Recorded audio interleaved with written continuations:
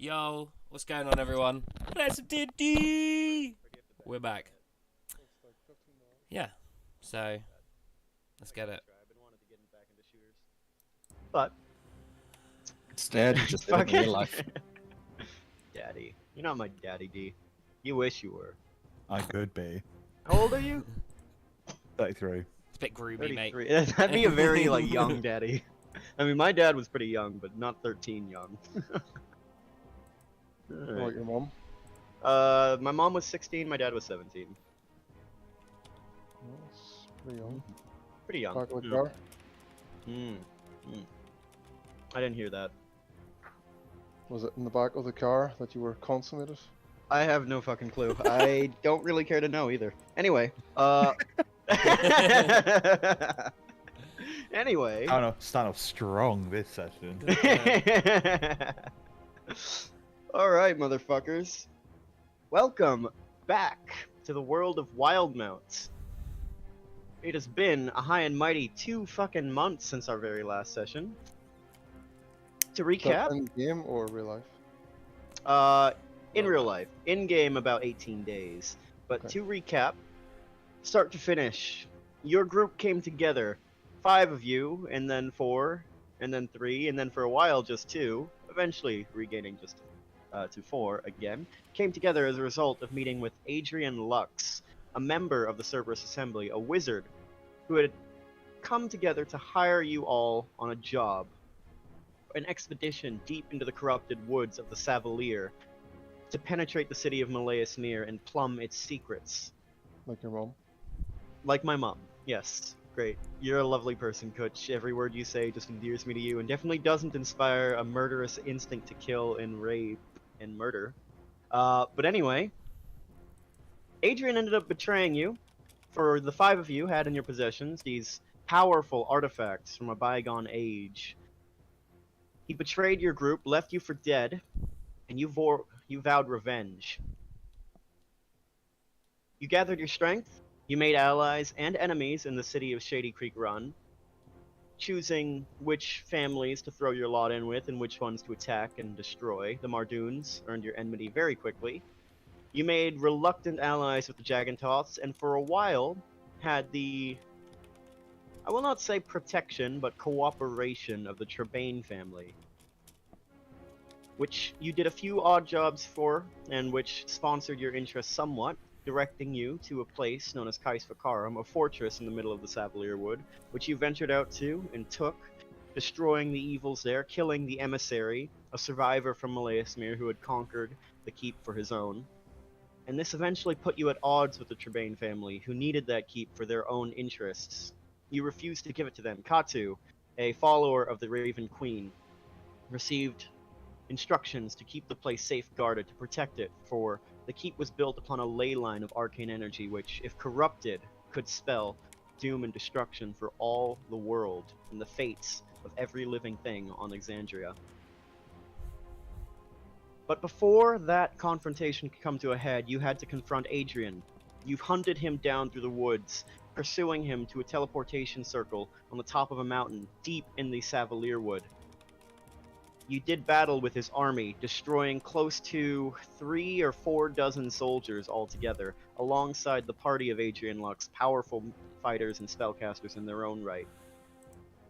And then you teleported back to the keep and made your final stand against yet another army, the Trebanes, coming down on you in force. Lines and lines of arcane repeaters, riflemen, firing lead and shot and sprays and waves upon you, pikemen storming your walls.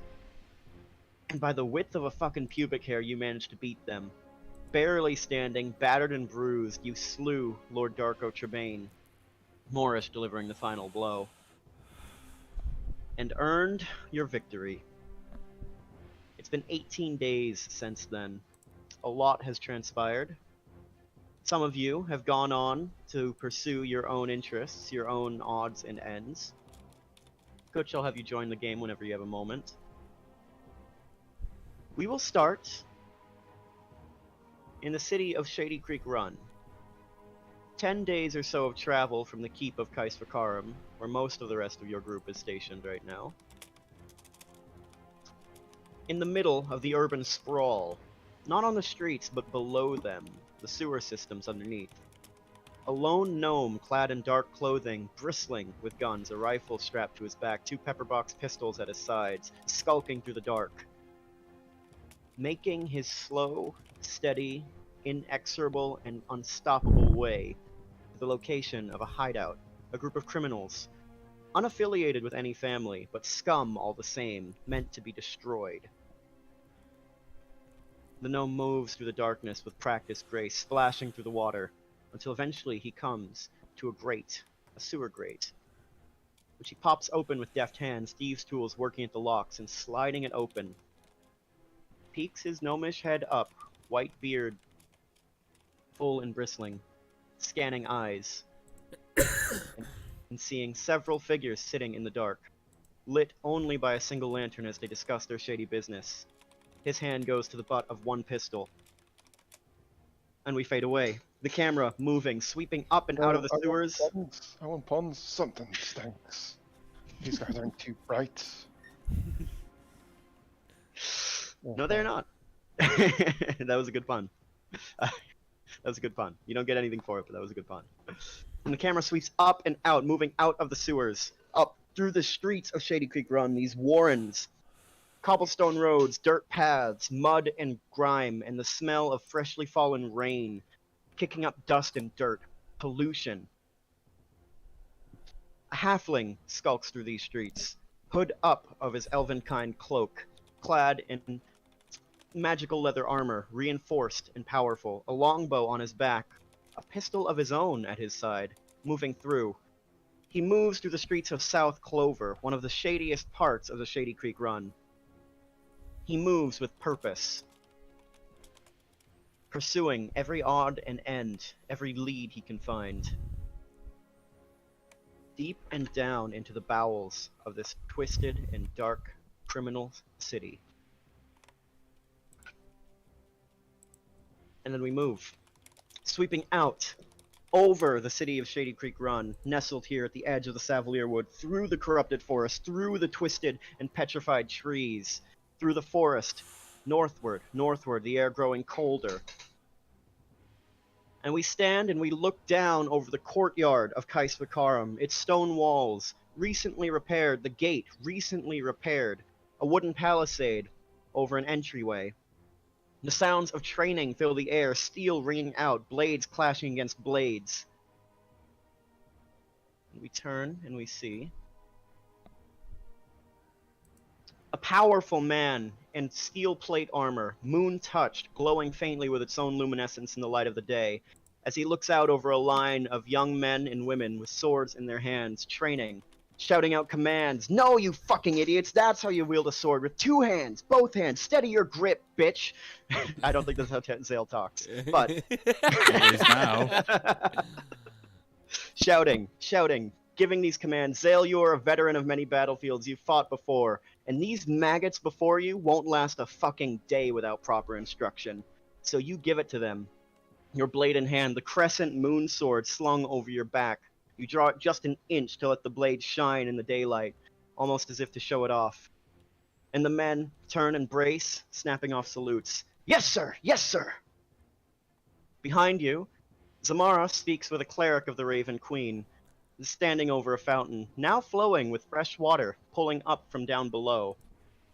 They discuss the forest, they discuss fate, they discuss all sorts of clerical matters, as Talir and Aaron Trebane, 2 wizards of the Trebane family who you befriended, Talir more so, come out of the keep. Talir holds a book in his hands, and he talks to the child, the half-elf girl, who listens with enraptured eyes, widened, looking up with admiration, respect, and just a little bit of fear. But the good kind of fear, the kind of fear that comes from knowing that someone is capable and a fucking badass, tested by the trials they've been through, as he goes over spells and arcane arithmetic. And down below, down over the lower drawbridge, 2 weary travelers make their way out of the Savalier Wood. Katu, astride the back of Julian, the war camel, recovered from the keep of Ericus the Red Dragon. Behind you towed the body of a fucking mind stalker, this massive, purple creature with a tentacled head and razor-sharp adamantine claws dragged through the dirt on a sled and ropes, Morris walking alongside. Returning from their long journey, coming back through the gates to find so much has changed. The keep is now occupied, people man the walls, a rough smattering of about a dozen or so faithful of the Raven Queen having been drawn to this place by vision or calling. And you come together. And I leave it up to you three for the time being. What would you like to do? Zale, you turn and you see the gates open as Katu and Morris come through. How many days do we have left?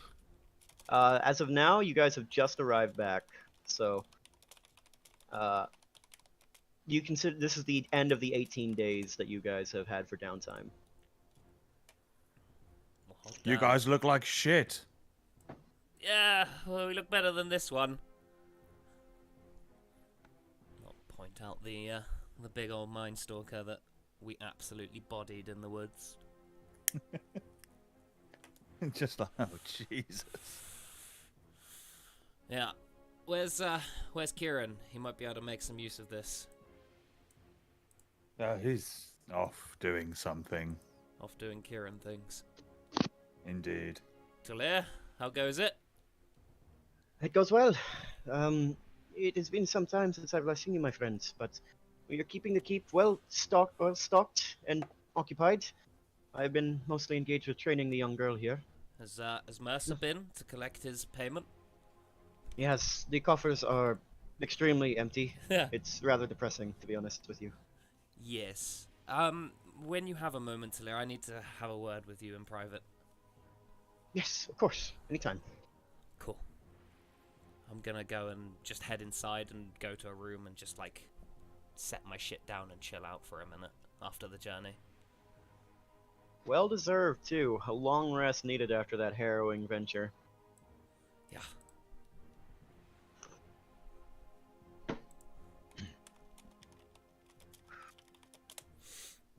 Zale and Katu, anything from you? No, I will continue training said maggots. Alright. They definitely fucking need it. Most of them are fucking like 20-something pukes. Some of them, decently trained. I mean, these are zealots. They're religious people. They're driven by their own resolve and determination, and they made the journey through the woods somehow or another. Most of them probably came in on Mercer's caravan, but a few managed to make it through the woods themselves by luck or divine grace. You see potential here, but it needs to be hammered into shape before you'll be ready. And before any of them will be ready. Alright, since it seems like there's nothing immediately going on here in the Keep of Kaisvakaram, Kieran, we'll come back to you. You venture through the streets of South Clover. Your bow on your back, your scimitar at your side, gun at your side. You're looking for the black market, I believe. Mm-hmm. That's right. Alright. You have very solid leads on how to find it. You would know, with the investigation check you rolled earlier, that the black market is not like a fixed location, so to speak. It's more like a loose network of individuals who know how to get things and find things. You know of maybe one or two of these people so far, and you reckon you'll have to get their trust if you want to get access to the rest, like their list of contacts. As for your immediate concerns, which are magic items and bullets, magic items, no. That's a little too difficult right now, but bullets, yes. Gunpowder is always needed out here. And you know just who to find it. A dwarf named Grimgar. Supposedly has his home somewhere down in South Clover. Grimgar. Okay. Do I know how big is South Clover exactly, or approximately? It's an entire city district. You can think of it as roughly 20-ish, 25-ish blocks worth of houses and buildings and shit. Okay. Okay, do I know if he owns a blacksmithy, or is it out of his home that he's based? So the interesting thing about Grimgar is that he doesn't have a home. He's a little bit of a nomad. He goes from place to place. You know he operates around South Clover, but you don't know how to pin him down exactly. There might be someone who knows his exact location at this current moment, or you might have to pursue leads in taverns and shit. But the trick would be to try and divine his location without tipping anybody off or seeming suspicious. As you know, the criminal contacts, the criminal network in Shady Creek Run as a whole is very tight knit and ill trusting. Okay, well, seeing as I've now spent like a year and a bit, well, like a year before I met these guys, would I know of anybody who might know of a guy who knows Grimgar? Make a history check for me, with advantage because of your time spent here. First roll of the session. Let's go. Ooh, 17. Not Holy bad. shit. Natural 20! Second roll this Snap, session. snap, snap! Nice. I don't know how to snap. I would if I could. Nice. He lost his hand and the knife already. You're the one who lost half your hand. Thank you very much. Kieran Halfhand, some have taken to calling you now because of your skinned left hand. The skin's still raw and fresh. But you do in fact know of a man, a half-elf, named Eleanor. She supposedly has a good... She's sort of like an informant. She has her ear to the goings-on of most of the criminal activity around here, and she mostly frequents the taverns around South Clover. You actually know that she operates according to a certain schedule. 2 days out of the week she's at this place, 2 days out of the week she's here, 2 days out of the week she's there. And right now you reckon she's probably in this murky-ass place called the Cuz Pit, or the Scuzz Pit, as people call it. The Scuzz Pit, okay. Yeah. Cuz is the name of the establishment, C-U-Z-Z, but people call it the Scuzz Pit because of how fucking gross it is. Cool, I'm gonna spell that with a K because I can. Okay. Okay, yeah, no, I'm gonna head to the Scuzz Pit with a, looking as not shady as possible, I guess. I would say with that history Okay. check, the key is actually to appear a certain amount of shady without being too shady. You know, Okay, all of Shady basically, Creek Run are criminals. I'm trying to Blend blend in, right? basically. Yeah. Yeah. Fit in with the locals and such. And you do a pretty decent job of that. Halflings, being as naturally dexterous and small as they are, actually lend themselves quite well to criminal activity if they can put aside their naturally good-hearted natures. So you make your way to the Scuzz Pit, because this little single squat one-story tavern half buried in the ground, mostly underground, in this dim, murky space, smoky with the light, with the smoke of candles and cigars being lit. A few people glance your way as you enter, but not very many. People come and go in a place like this. People kind of have this implicit understanding that this is a place where shady shit happens, and it's just part of the atmosphere, so to speak. Eventually you find Eleanor sitting in her own shady little table in the corner, this booth space, with a ratty seat that she's reclining on, feet propped up on the table, looking up as you enter, recognizing you, in fact. Sort of straw blonde hair done in a sort of over-eye bob, covering one eye. The other eye is a deep, almost crystalline blue. Very, very pretty, despite the low light and dark conditions. Wearing tight, studded leathers. Of course. Naturally, verb. She doesn't say anything to you as you enter, just looks at you, waiting for you to speak. Okay, cool. I'll take a seat by her. And say, greetings. It's been a while. Sure has. What have you been up to, Kieran?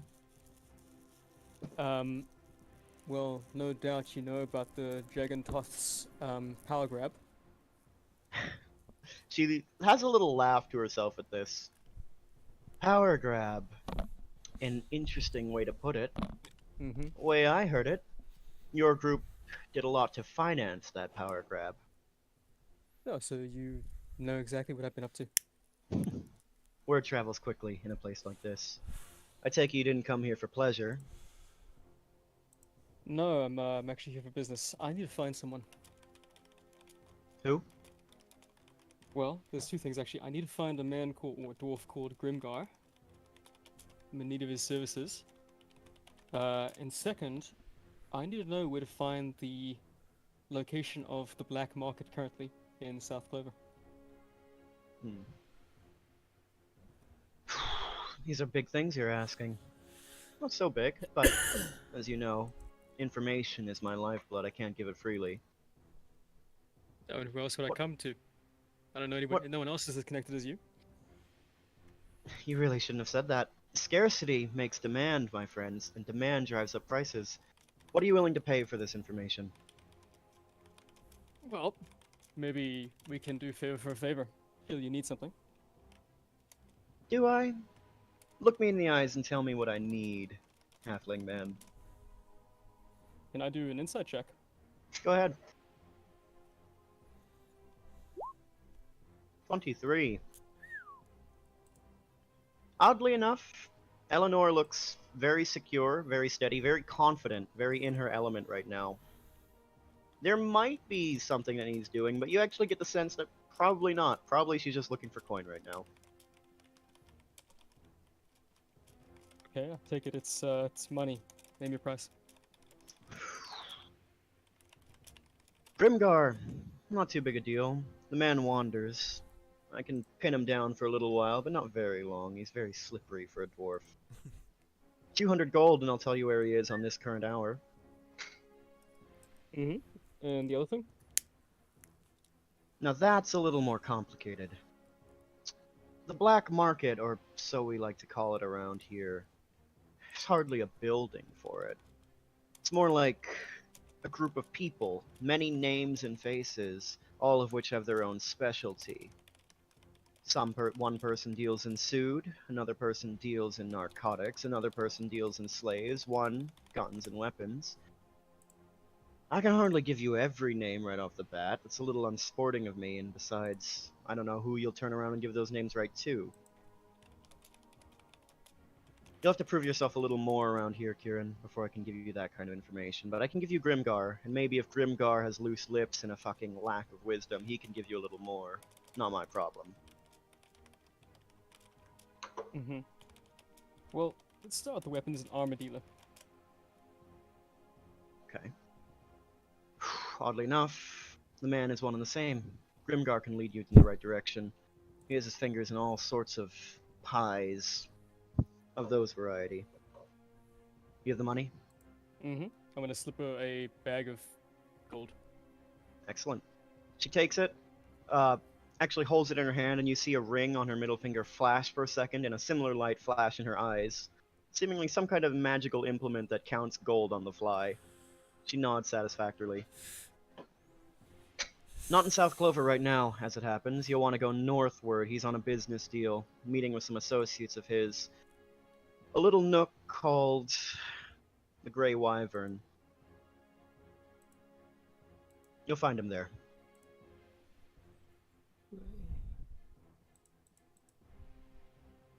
Okay, well, Anything else I can do for you, my halfling friend? what word on the Trebane holdouts? If there are any. I don't deal in freebies. What are you willing to pay? 100 gold? 100 gold. Make a persuasion check.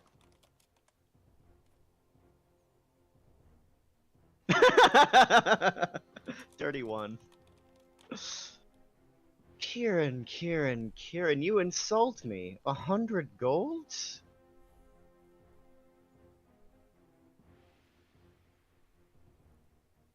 Mm-hmm. You want more? I do. Uh, I do. seems like you drive. It seems like a lot of gold to give about something that's kind of becoming irrelevant nowadays. The mere fact that you would say that word, irrelevant, betrays your ignorance, my friend. 250, and I'll tell you something that you might find interesting. Well, if I only might find it interesting, I'm willing to give 200. That's not how this works, my friend. You pay my price or you get the fuck out.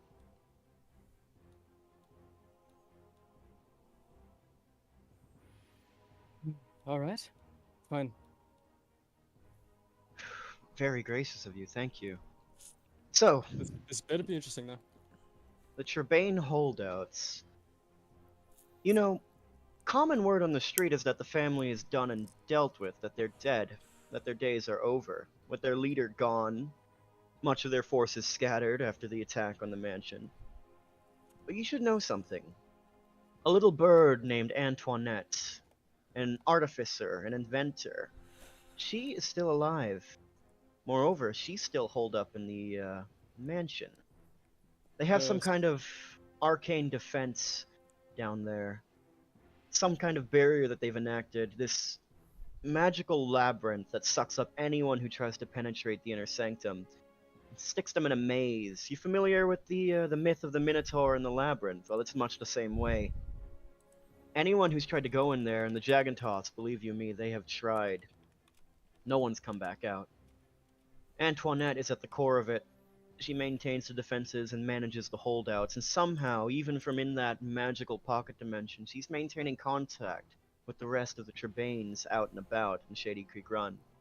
They've gone to ground, they're hiding in their various little holes like scurrying rats, but they're very much still alive, and they're gathering strength. Word on the street is that they're planning their own little take-back operation. Even with Darko deceased? Especially with Darko's deceased. The man held a very tight rein on the family. You may or may not know that he bound every member of the Trebane family to him, their wills subjugated with the use of arcane tattoos. And now I'm that very he's aware of that. and now that he's dead, all those little puppets on their strings are suddenly free, and many of them have ambitions of their own. Like Antoinette. Like Antoinette. And surely the Jagantoths might probably know something's up, right? Oddly enough, they don't have access to someone like me. I guess I'm a lucky halfling then. You very much are, Kieran Finnegan. Mm-hmm. Yeah, Anything else I can do for you tonight? No, I think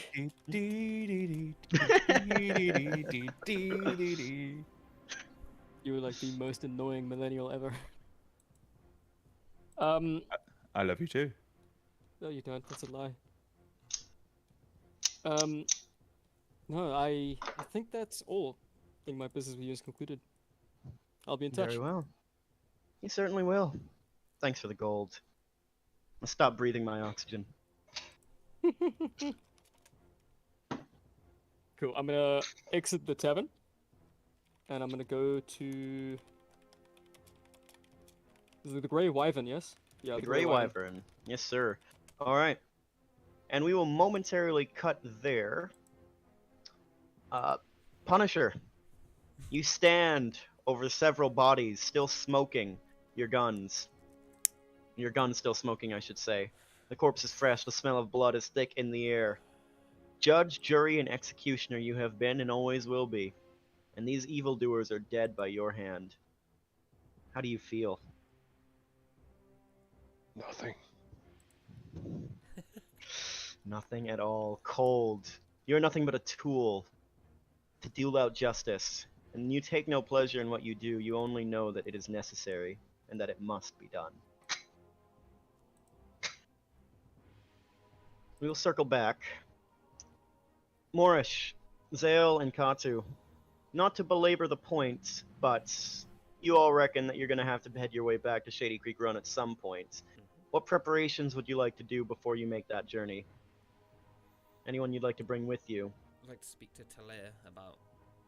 Yes, that's correct. Sorry about that. We'll say it's that very same day then, later, and then as Erin has departed to her room to go on her own studies, you find Talir in a quiet space.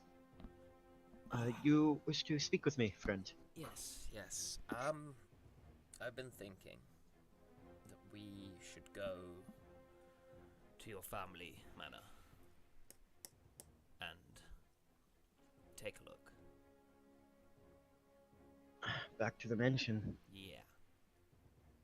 And I wanted to see how you felt about it before going ahead and doing it. To be quite honest with you, I am in no hurry to return to that place. Very many bad memories linger there, but I understand that things must be done. that one cannot afford to rest too long in a situation like this and expect things to end up all right. Would you need me with you? I'd leave that up to you. It would be handy to have someone there who knows the mansion and who might know of any nasty things in waiting for us there.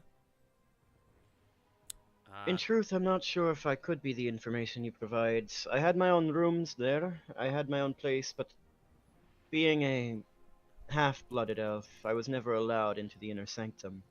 Okay. But if you still wish me to be there, I can be. No, I think you should remain here in that case. Very well. Erin, she needs a mentor in any case. She's a bright girl, and the Trebane's utterly wasted her talent. It's a travesty, really. So I could say that twice, to be honest about them. No kidding. Alright, well I wish you luck, and be safe, okay? Try not to die. I'll do my best. He smiles at that. Cool. Yeah, I mean, I'd get stuff ready, rations and whatnot for the journey. Say it's 10 days, yeah? It would be 10 days to get there, yeah. So I would grab some rations, I would get all my stuff in order. Yeah. Alright. Anything else from anybody else? I just walks Carrick, be like, I depart soon for Shady Creek.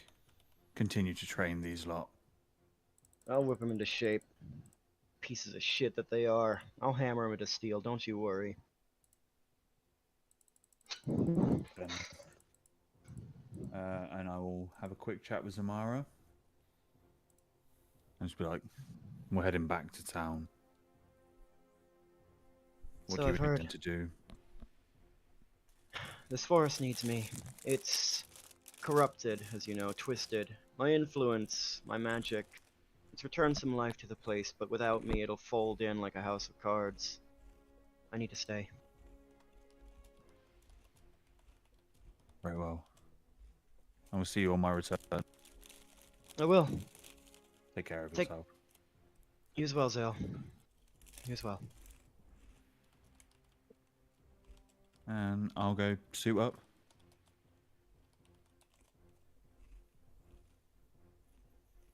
Alright. Anything from you, Katu?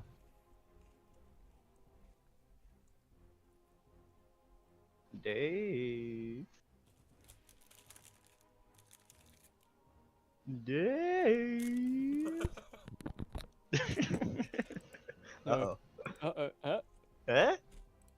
Okay, Uh, the circle's going, but we can't hear you. The circle's green, but I can't hear you. You're being a bitch, honestly. Fuck your technology. 1 sec. Okay, he says 1 sec. Oh shit, that sucks, man, because we haven't been able to hear you. Yeah, I haven't heard you speak for Had a a while. single. God damn, Okay, dude. He wasn't talking. Oh, whoops. Sorry, sorry, Well, I mean, Dave. yeah, God we are, but still, couldn't hear you. Yeah, Oh my god, yeah, I mean, we are cunts, yes, this is very much true. God that's damn. still an extremely valid point. Yeah. Yes, you are all cunts. Hey, welcome back. There you go. All And right. now repeat all the dialogue, please. Yep, all of it. It was mainly just grunts, you know, that kind of thing. You know, kind Okay. of. I want to hear them. And you could actually probably could have heard me farting a lot as well, because I'm doing a lot of that too. Anyway, Nice. Caddy's going to leave Julian behind with all the money, and Noodle, you had like 150 rations on Caddy as well, didn't you? 186, but I've taken 10 out. I've got them on my inventory, so if you want to take some, just tell me how many and I'll take them out. I have 10 on my own, so I think I'm good for the moment. Let me take 5 more. Alright, I'll take out 5, whack them in. Other than that, I'm not going to act it out because I don't really feel like it, but Caddy's going to talk to Aaron for a while, you know. How's Keep that this, before Maxie? going. Better? Okay. I don't think I have Yeah. anything to give her as a gift. Nice. That was not me for the record. Dude, nice fart. No, that was a car speeding by because they apparently love my street for that shit.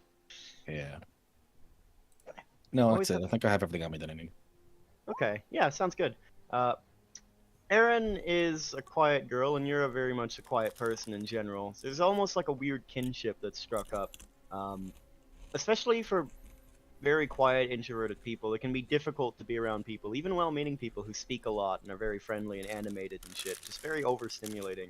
So there's a quiet comfort that comes in the time that you spend with her, and a quiet sort of bond that establishes. Neither of you talk very much. Erin mostly because she's fucking traumatized as all hell, and you because you prefer to be that way. But even so, it's a good little relationship. Amron is currently inside the keep doing some smithing work. He's responsible for a lot of the. He hasn't actually been doing what he prefers, which is weapons, but he's mostly been smithing a lot of hinges, nails, and shit to keep the place up and running. As a dwarf, he has some experience with stonework, not very much. He kind of abhors it, but you know. He's put aside his distaste to help reinforce the walls a little bit, keeping the place in shape. All the necessaries, you know? But you have your group together, you have your preparations done. The three of you can set out whenever and begin that journey. Yeah. It'll take you about 10 days or so to get there. Let's see, the three of you, let me copy your tokens over. Are you bringing any camels or horses or anything, or are you just leaving Julian? Leaving Julian. Okay, that's a shame. I wanted to kill him. That's precisely Yikes. why. The combat camel will never go down. Okay. Okay. We're not gonna do this too involved. I mean, I'll say Kieran spent a lot of his downtime, like, exploring the woods and blazing trails and shit. So I would even say instead of 10 days, it'll take you 5.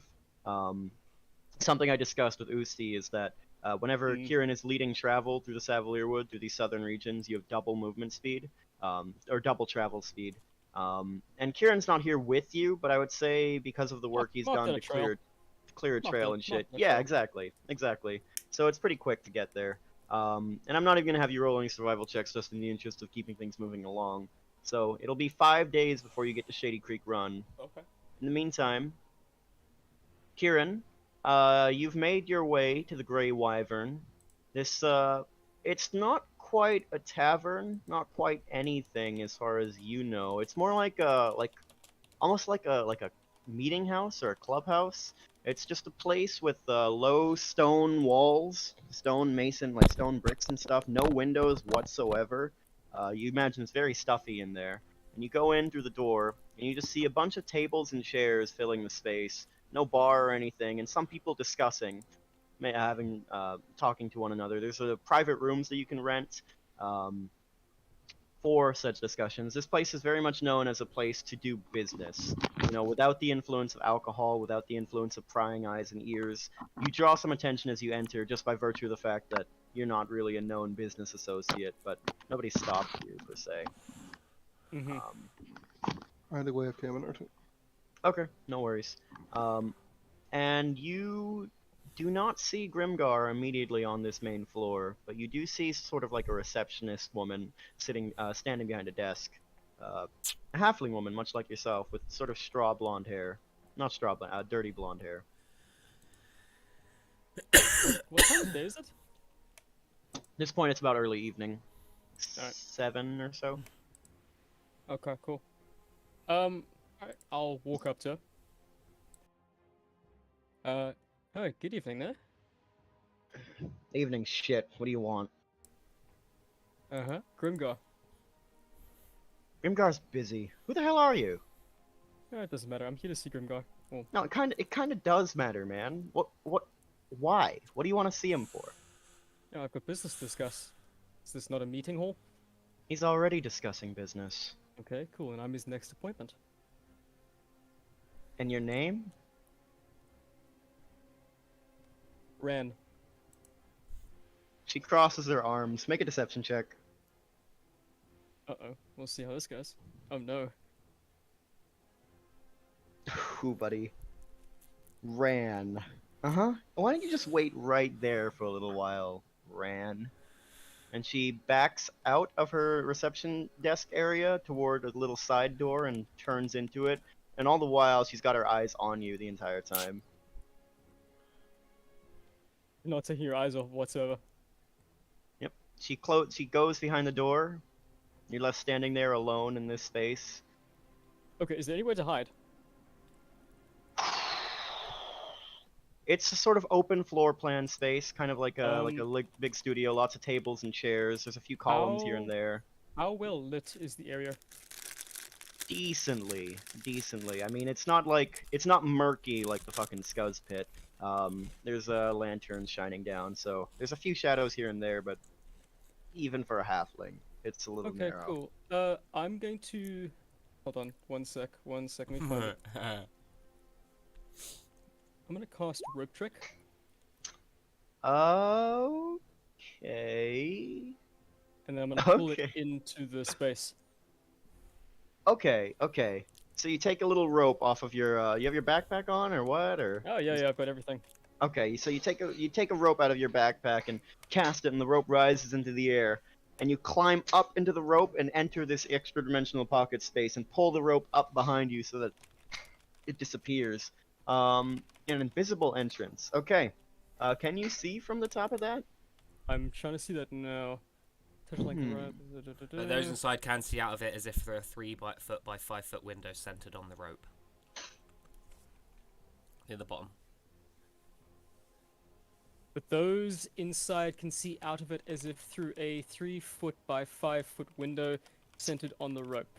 Anything Okay. inside the space drops out when the spell ends. Oh, it's muted. Love that. Okay. Okay, perfect. Alright, perfect. So as you enter this space and pull the rope up behind you, it's not a moment too soon as that back door opens again. And instead of the little halfling receptionist girl coming out, you see 5 armed men in chainmail and studded leather coming out wielding clubs and cudgels, looking ready to fucking roll the shit out of some dude. One has a club slung over his shoulder, another has a flintlock pistol on his side, which he has his hand on the butt of as he enters, and they sweep out into the space and they look out and they look for you, and you're not there. And you're just watching them. And eventually one of them fucking shakes his head, a little, like, frown crossing his face, a look of annoyance and irritation. He goes back, and you hear him shouting, "Bitch! You're fucking lying! Where is this dude? You pulling our fucking leg? What's up? We're fucking in the middle of something, lady!" And then the halfling girl comes out and like, "Fuck you! He was right there! He was right there!" And then they argue a little more, and then they come to the conclusion that you probably just left. Right. Okay, so what I'm gonna do, I'm gonna wait for about 50 minutes and see if I can see Grimgar come out. Okay. Let me roll a d20. You wanna Yup. roll one? Oops. So I got a new keyboard, and it's so hard to remember where all the fucking keys are. That is not a high number. Unfortunately, you wait all this time. You begin to get very bored. If this is kind of like a police stakeout where you're just sitting on the roof of some building and you're just waiting for shit to happen and nothing fucking happens and it's really starting to bore you and piss you off, annoy you just a little bit, and nothing happens. Grimgar doesn't come out. The receptionist lady just sits there. She looks extremely bored with the situation, just sort of like shuffling back and forth, crossing and uncrossing her legs, sitting down for a while, then finding that position uncomfortable, and etc., etc. And you're just sitting there waiting, and nothing happens. That's not very PogChamp. Okay, time to do something else. 90 feet away from me, I'm going to cast Summon Beast Holy fuck. as a distraction. Okay. What kind of beast are you summoning? Good question. Let me see. Does it say small beast? Like a wolf or something? Something A wolf? threatening? Okay. It A has wolf, its- a wolf is fine. It has its own stats, though, doesn't it? Yeah, It does, but we're not. This isn't a combat situation, so I guess it doesn't matter too much. It's Okay, just to set the scene. something that makes a lot of noise and is kind of threatening. A wolf, But I a won't- wolf, yeah, Yeah. a big ass fucking wolf will definitely do that. As you, from the inside of this pocket dimension, reach your hand out, and so the material component for this spell costs 200 gold. Would you mind deducting that cost from your inventory just so we can make sure you have that? Okay. Thank you. And you reach out your hand and hold out a tuft of fur, let's say. a tuft of fur from a fucking dire wolf, from a valuable pelt, and hold it and draw your hand back across it, and suddenly a fucking dire wolf appears in the space, clattering over one of the tables. The halfling girl fucking jumps up and screams, "Oh my god! Oh my god! Actually, help! Help! Help!" And then from the back room you hear, "Fuck off, bitch!" And as apparently they're a little annoyed of being called out to deal with nothing. And then this wolf starts rampaging around in space, and the halfling girl runs screaming, and you have a moment of being alone. Cool. I'm gonna come out. How many different rooms are there? So this is so the ground floor is sort of like a wide open space with a staircase on the right side that leads up, and from a sort of banister you can see about 6 different private rooms up there, each with their own door. Do they have windows, or is it like pretty private? No windows whatsoever, just the doors. Okay. Does that receptionist on the desk have some sort of itinerary? She's just run through the back door, and you look over with a glance and see the edge of some kind of book. So you imagine probably. Cool. Can I quickly check that? Yeah, sure. Hopping out of the exponential space, climbing down the rope. Does the space disappear when you do that, or does it last on. as long as... Hello. Hold on. Anything inside the space drops out when the spell ends, right? And it ends, and I'm gonna say like 8 minutes now. Okay, gotcha. So I you guess still have I'll 8 just minutes to use that if you need it. Yeah. So I mean, I guess, it's gonna end in 8 minutes. Sure. Okay. Okay, gotcha. Yep, so you jump out of the space, and you duck and roll across the ground, and you scramble over to the desk, and you see some kind of ledger, yes. And quickly looking through it, you do see penciling in for Grimgar and 2 other names, a man named Leopold and another man named Mathric. And you see they have been scheduled for door 4. Maverick. Is there any times on the? Yes, you see that they were put in about 2.5 hours ago, and they've been discussing ever since. Okay. I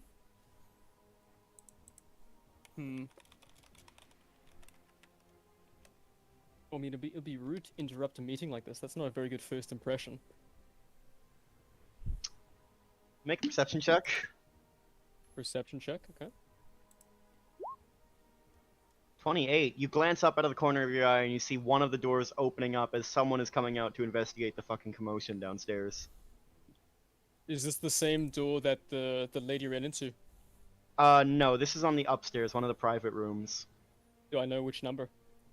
You don't, but it's the second door from the rightmost, nearest to the staircase. So this is either door 2 or door 4, depending on how it's arranged. Well, who's coming out? Like, what race is he or her? You see an elven man coming out, dark hair, slanted eyes. He hasn't spotted you yet. Cool. I'm gonna hide wherever I can. Make a stealth In check. like the most dimly lit the part only- of the room. The only available hiding space is behind the reception desk. That would hide you from his line of sight. Okay.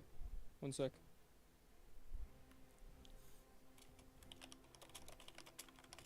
Okay, sure. Okay. 23. Nice, good job for the. Thank God for the advantage. Yeah. Um, fuck. Pulling up the hood of your cloak, looking shady as fuck, making yourself as small as you possibly can. As the elven man's eyes widen, he goes, "What the hell? Oh my God, it's a fucking wolf! What the hell?" And immediately starts screaming. And the screaming intensifies. More people come out of their rooms looking, and then finally, that back door that the halfling lady ran through opens up. As a man comes out wielding a cudgel, and he says, "Holy shit, it really is a wolf. She wasn't lying this time." And he is like 10 feet away from you and has direct line of sight on you if he turns his head. Run. Okay, cool. The wolf is gonna attack him. Okay, the wolf immediately turns and lunges with your mental command and pounces on the man, driving him back to the door. He lands on his back, and he just starts screaming and whacking at the wolf with his club. I'm gonna make an attack roll. At the wolf. At the wolf. Okay. At the wolf. At the wolf. And if you can make it, can you make an attack roll with the thing? I can. Let me. There's a lot of things. Okay. So. 9. I assume that misses. Yeah, it What's misses. that? A 9 that misses. Pack tactics, bit of breathing, multi-attack. Oh, So there's 2 attacks. your spell attack it's modifier to hit. Equal My to spell half the attack spell's modifier. modifier. So Okay, it's +3. +3. Okay. So slash RD 20. Sorry guys, I'm taking up a lot of time here. 21. Wow, nice. Yeah, that definitely hits. And 1d8 plus 4 Plus slash 6. Plus roll. the spell's Plus- level plus piercing, so 6. it's 1d8 plus 4 plus 2. 1d8 plus 6. Ah. So add 7 another points 2 of to that. damage. 7 Yep. points of damage to the thug, who is taking a very sizable bite out of his chest and upper shoulder area as the wolf mauls in, and he tries to club at him with his cudgel and misses, ineffectually just thudding against the side of the dire wolf. And Okay. While that's happening, can I run upstairs to door number 4? sure, there's a bunch of people up there out on the upper banister right now, coming out of the rooms to look at the chaos. So you will be spotted as you do this. Well, that's fine. I just want to get to Grimgar. Okay, you leap out, vaulting over the reception desk, and sprint up the stairs. And people's eyes immediately turn from the wolf onto you as you are sprinting up. This halfling man, actually very imposing with all your weapons and armor, and you're well equipped, just extremely well equipped, geared for fucking war. As you have everything. And some people get out of your way. One person stands in your way, drawing a sword from his side. He doesn't know you're here. He assumes you're a threat. I'm gonna take out my bow and shoot the dog. Dog? The wolf. The wolf. The sorry. wolf. Okay, the wolf. Okay, make an attack roll. 21. That hits. Roll damage. Because you didn't want to tell him to say his right name. It is still alive, I believe. Yeah, it's still alive. Yes, it is still alive. Yeah. So I'm it. gonna look does at the not man and have- say, "Get the fuck out of my way!" Right. Yep. Sorry. And he ducks out of the way, sheathing his sword again. I'm gonna continue to Grimgar. And you make your way into door 4, and you are right outside the door now. Are you gonna open it? I'm gonna bang on the door as hard as I can. You bang on the door as hard as you fucking can, and you hear a voice from inside say, "Fuck off! We're doing business." Grimgar, my name is Kieran. I'm here to save you. Someone has put a wolf on you. There's a moment of silence inside, and for the moment, all you can hear is the commotion from downstairs. More guards surround the dire wolf, and eventually they manage to pound the thing, especially with your help, and kill it. And eventually, right around the time that you hear the wolf's death cries fill the air and it dies, and you feel the spell end, the door opens, and a surly-looking dwarf standing about 2 inches taller than you, with a big red beard, coppery beard, the color of copper, like burnished copper, very bright red, and very bright blue eyes looking out at you, narrowing them as he gazes at you and searches you. After me? The fuck are you talking about? Oh, you didn't see it. The guards got here just in time. Listen, my name is Kieran. I was here to help you. Someone put a hound on your track. Make a deception check. Oof. Big whammies, please. 12. Uh, He looks at you, looks at your facial expression, looks over your shoulder. Can't really see much from the upper floor here, but he can hear the commotion from downstairs and the guards downstairs talking about the fucking wolf that came in. And he looks back at the 2 people behind him. Then you see this 2 human men. You assume the men mentioned on the ledger. And then abruptly, Grimgar shoves you and starts running toward the back of the room. And he says, "Help me! Help me! This man! I don't... Help me!" Apparently not trusting you in the slightest. ooh, that's not very good. Okay. And the How and the many? Yep, you on? The human men have guns. Ah, I'm gonna close the door. Okay, you close the door, and you look behind you, and you see the entire fucking crowd on the banister looking at you. The man with the sword who previously got out of your way is drawing his sword again. Okay. One moment, please. Okay, Marsh, fine. Okay, cool. How many feet away from the door am I? So you're- sorry. So first of all, what I want to do is I want to quickly hunter's mark Grimgar, so I know where he is. You would have to open the door again to do that. Oh, is he not? I thought he. Oh, he ran to the back of the room. Fuck. Yes, and then you close the door. Hmm. But I know what he looks like now. Yeah. You do know what he looks like, yes. Okay, that's cool. We can work with that. We can work with that. Okay. How far away from the exit am I? So you're on the upper floor of this banister right here, in door 4, pretty much smack dab in the middle of this upper balcony type area. Gotcha. The staircase leading down is about 20 feet away from you, and there are a bunch of people in your way. There's a railing, a banister that you could jump over down a floor to the ground floor, and then the exit door, the single exit door that, as far as you know, is the only one that's there, is maybe about, from where you're standing, in a straight line, maybe like 60 feet away. 60 feet away. Okay. So, how far up am I? How far up is the banister? Like 10 feet? 5 feet? 10 feet. Right? 10, yeah, 10 15? feet, 12 feet or so. Yeah, 10, 15. We'll call it 15. Cool.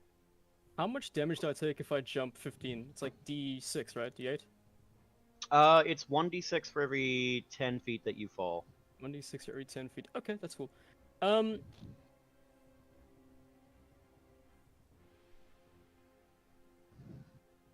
Can I use the Ring of Superior Agility to run my ass out of there very quickly? You sure can, buddy. Jumping down the ledge. Okay, you sure can. Make an acrobatics check as you go to jump over the railing. Acrobatics. 13. Almost time. 13. I'll say you take half damage from the fall, so I'll roll 1d6. You take 2 points of damage as you scramble over the railing and jump, and you, for a moment, you hurdle for a moment, arms flailing, legs kicking, and you eventually manage to stabilize just before you hit and roll, tuck into a roll, bruising your shoulder in the process, and then you just keep fucking running, tapping on the power of your ring, enhancing your agility as you burst out the door. But before you manage to run all that way, the crack of gunfire fills the air as 2 people take shots at you with flintlock pistols. So that's 2 attacks at you. The first one hits, the second one misses. First one hits. One shot pierces, drilling through your lower back, piercing through, and blood sprays out as you see the shot emerge, spraying out your armor. The second shot flies overhead and smashes the frame of the doorway just as you run through it. Cool. And you are out on the street. Okay. I'm gonna cast Disguise Self. Okay, I assume after running a certain way and getting away from these people, and yeah, eventually you manage to duck into an alley, disguise yourself, looking like a different halfling or maybe a goblin or so. What do you look like? What are you making yourself look like? We're gonna make myself look like a gnome.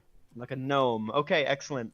You make yourself look like a gnome, and you I'm gonna manage make to myself escape. look like which ish should I make myself look like? It's yours. The bard ish. Oh, it's yours. He's a very grotesque bardic gnome who's somehow inexplicably charismatic despite being Exactly. ugly as sin. Alright, and you manage to lope your way out and escape. Your goals not having been met. Okay, we'll come back for Grimgar, don't you? Kieran's persistent. It's fine. Okay, and we'll say that's your misadventure for the time, and we will circle back. Fuck, you really don't want me to get those bullets, do you? I mean, I wasn't sure what you would try to do, but I can't say I was expecting you to go like full fucking psycho. Hey, man, You could've- desperate times. Of course, very desperate.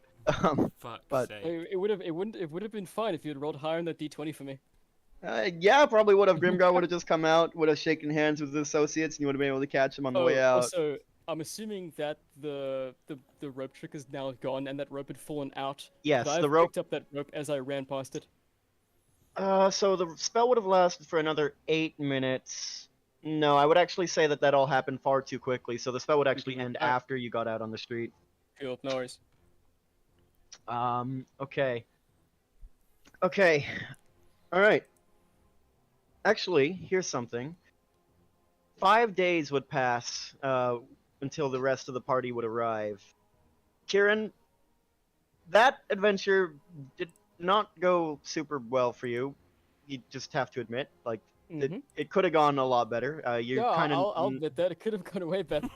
nursing bullet holes and a bruise on your shoulder, a little battered. Mostly your pride is what got injured in that whole affair. But something interesting comes out of it. Punisher, you're on your way out from another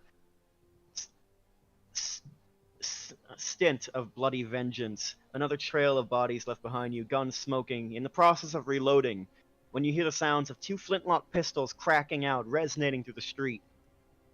And you look up from your business, from your bloody business, and you see a halfling running, sprinting full fucking bore away from this business establishment that you know criminals operate out of.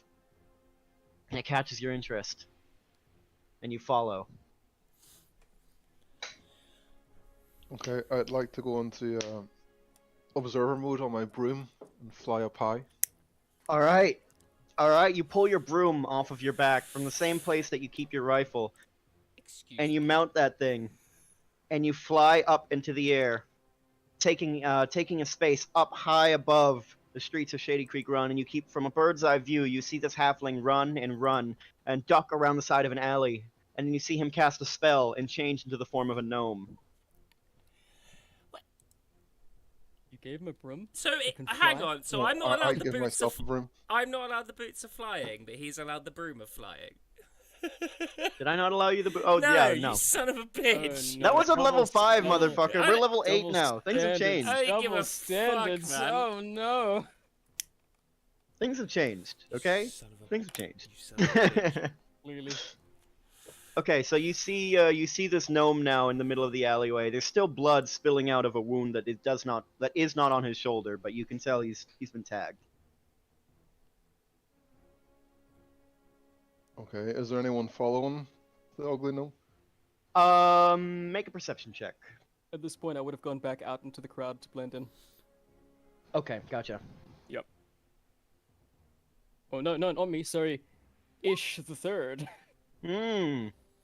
6. You indeed see people pouring out of this building that the halfling ran out of. Men with guns and clubs and cudgels, unsavory types, criminals of the type that you're used to killing. And they pour out and they sweep the streets. Some of them run in the direction that the halfling was running in, but by then, the disguised halfling, now a gnome, has ducked back into the crowd and is fleeing with the red. Well, actually, these are Shady Creek citizens, so they're not fleeing in a blind fucking panic. They're actually kind of used to the sounds of gunshots and violence. So he's ducked into a crowd, and you're still keeping track of him as he goes. And you see that none of the people who have come from this building have clocked on to the fact that this guy is disguised now. They're still searching for that halfling. Do you Why recognize is a big people? flying fucking broom in the sky? Oh no, am I too distracted? Make a perception check, Kieran. And which people are you asking about, Ish? The people that came out of the door, do I recognize them? Like, are they from a crime Make a- family or? Make a history check.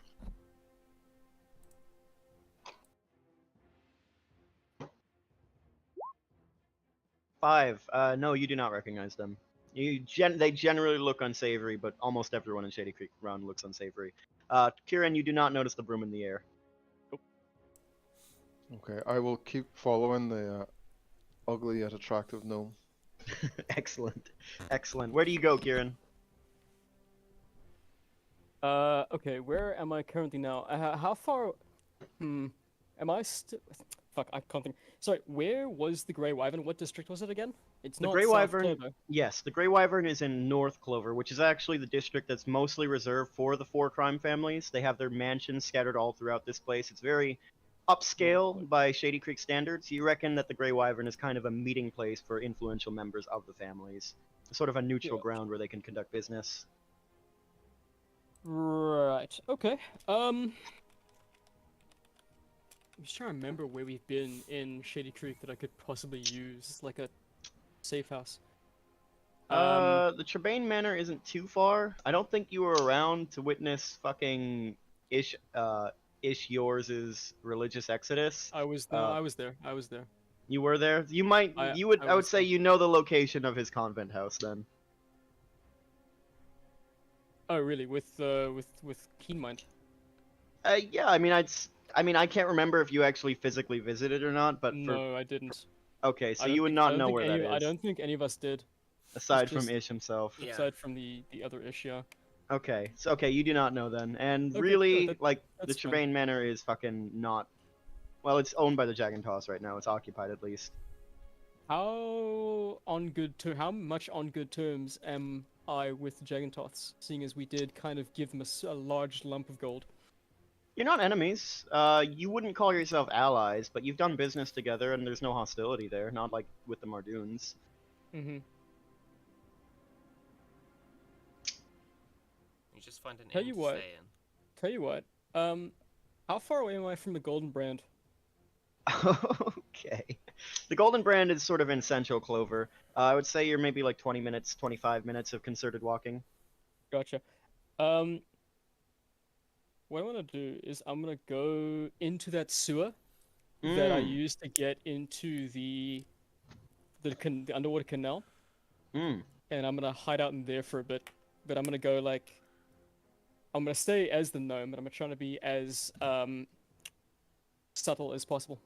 Not Okay. try not to attract any attention. Gotcha. Okay. Try You to make. maybe dip out of sight of prying eyes. Yeah. No, Yeah. no ratting them wolves, yeah. We shall see. We shall see. You never know what's gonna happen, especially with fuckers like you. But okay, you make your way over, eventually parting from the group you've been walking with, walking on your own now for a little while through some slightly more deserted streets. Punisher, you keep vigil with your eyes on this gnome as he ducks and weaves through, having caught your interest. Clearly not a fellow, not a regular fellow. It's up to you to determine whether or not he's up to no good or not yet. You'll have to see, I guess.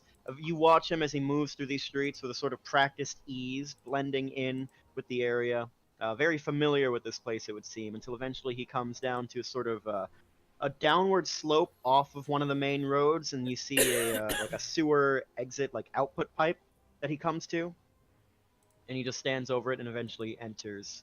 And you can no longer see him from the air. By the way, I'm gonna go past the rats because I'm friendly with them and I can talk to them. Or Yes, I did see that. I did see that. Okay. Okay.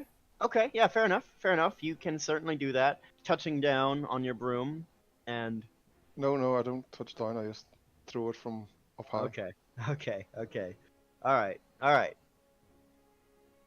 Kieran, as you're moving through these sewers, make a perception check.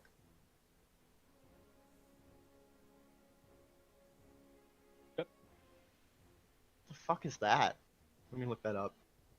I don't know either. I need to look it up. Should I be worried? Yes. Oh no. Oh, cool. Oh no. Oh no. Okay. 28. Kieran, as you're moving through these sewers, you happen to hear a sound behind you, a sound like something sharp grinding on stone, and you look behind you and you see this massive fucking bird, like on the ground, walking on its claws, moving toward you. It has very strong legs. It's like a fucking ostrich with a heavy fucking beak, like an axe-shaped beak, and it's just following you. Does it look? Do I know what it is? Make a nature check. That's an axe beak. It's a flightless bird that tends to have a nasty disposition and usually attacks creatures that wander too close. But you also know that it's highly unnatural that the thing is just following you without attacking or even doing anything. What the fuck is it doing in these sewers anyway? They're not even native to these parts of the woods. It's in the sewers. Okay. It's in the sewers following you, yes. Interesting. Do I see anything else, or is it literally just the axe beak following me through the you can't- sewers? The axe beak is so large that it actually consumes like, most of the space in the sewers. It has to hunch slightly on its legs, so you can't see past it. Gotcha. I'm gonna cast Speak with Animals.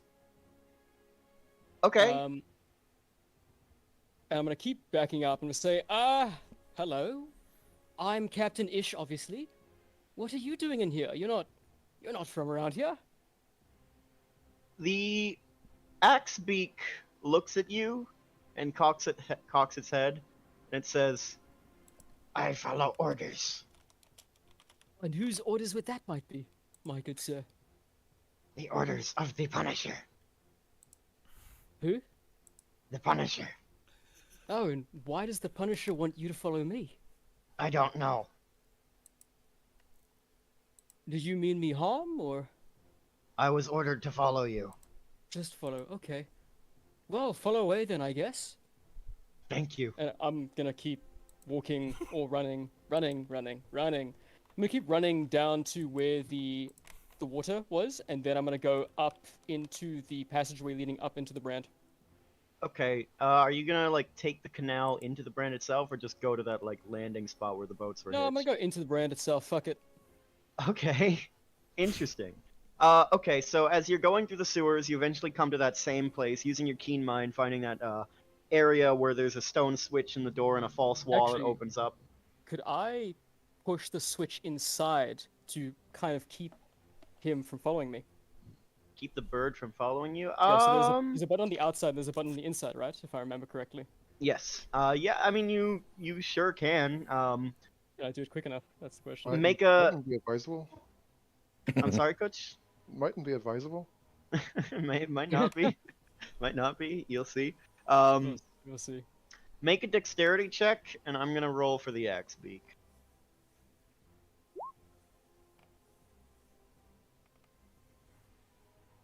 Okay. Oh wow! Exactly matched. Ooh. Okay. Immediately as you break into a run, the axe beak starts running after you to keep speed. Doesn't look aggressive. It's just chasing you, following you as it has been ordered to do. And you get to that space and you pop the door open, and there is an agonizing, like solid, like 8 seconds where the stone door has to slowly slide open. And you try to duck in as quickly as you can into that opening as soon as it's wide enough for you to fit. And you try to open the door, hit the switch on the other side, and then the axe beak shoves its long-necked head in through the doorway and like wedges its shoulders in with the stone and actually halts the door in place, preventing the mechanism from closing. So now the axe beak is stuck halfway through the doorway, staring at you, and That's cool. it can't get through, and it's probably going to be difficult to get through here again. That's cool. I'm gonna say that I'm truly sorry, my good sir, but I cannot have strange beings following me. You do understand, I hope. I am Axbeak. I just follow orders. I understand, sir, but I do not like that you follow me. Then I'm gonna take the ladder up. Or the pathway up, sorry. Okay. The Axbeak stares Stealthily. balefully at you as you leave, looking regretful that it cannot follow the orders it was given by its master. Sure. You make your way down the path, and you come to that stone landing point on the river canal, and you see there is actually a boat tied there, a single boat tied Okay. to the canal. Do I remember which way or where the canal goes to? You remember how to get to down the stream you would go to get to the Golden Brand. You don't know what lies up the stream though. But were we able to actually get upstream, seeing as the water's like pushing it down? So We rode. downstream the boat would bring you to the Golden Brand, but you did not ever actually venture upstream to see what was there. You only went from the landing to the Brand, and then from the Brand back here. Tell you what, with my reconnaissance I did, would I know what has been happening with the brand? What did you roll Anything? again? I think it was I've like typed It was it out. it was a 12, DM. right? Yeah, it was a 12. No, you Yes, do it not know, was. unfortunately. Well, I guess I'm gonna find out. I'm gonna go to the brand. All right. And we will circle back eventually. I think at this point I'll drop disguise self. Okay, yeah, the timing on that is just about to run out anyway. Okay, and Punisher. Having lived in the run as long as you have, dispensing justice where you can, fighting your vow of enmity against the Mardoons for having done what they did to you, you are relatively familiar with the workings of this underworld and the places it goes to, and you actually recognize the sewers that this man has ducked into, knowing it as a secret path that often leads to the Golden Brand, one of the Mardoons, or formerly one of the Mardoons' chief, like, flagship markets. The upper level was burned down in an attack not too long ago, so you don't actually know too much. Or rather, it's not occupied anymore, it's kind of been abandoned. But the lower level still sees some activity come through as a way station for slaves coming through, as a place to house people for a night, or just to keep people lock people up, sort of like a storage area. And so you make your way on your broom, flying down, eventually touching down, going through a burned out hole in the roof of the Golden Brand and landing on the ground floor of this place. Nobody's around. There's no person, no activity, or anything of any sort. And you stow the broom on your back and you make your way down the lower levels, down through, going past the stone hallways and past the cages. Let me roll a d20 to see if the area is occupied. You want a high number to be unoccupied and a low number to be occupied. I would say there's no one here right now. Through the darkness of this place, this former haven for slavery and evil, evil capitalism, the kind of crimes that make your skin shiver and make your trigger finger itch. And you make your way down through this place to where you know eventually the boat will land, where this evildoer, presumably, will arrive. And Kieran, as you make your way down through the canal, and you eventually touch down on the landing spot, you tie the rope around to hitch the boat to the post, and you look up, and you see a gnome staring at you. Guns at his side. Drawn or just on his belt? Kutch? On my belt, but my hands are very close by, Very close by. ready to draw. I would like to insight check him to see if he means harm or if he means to talk. Go ahead and make an insight check. Kutch, you can decide to do what you want with that roll. I'm looking to find out what you're up to, because you've ran from somewhere very suspicious.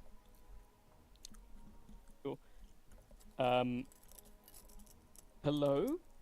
I didn't realize the brand had an occupant. Who might you be?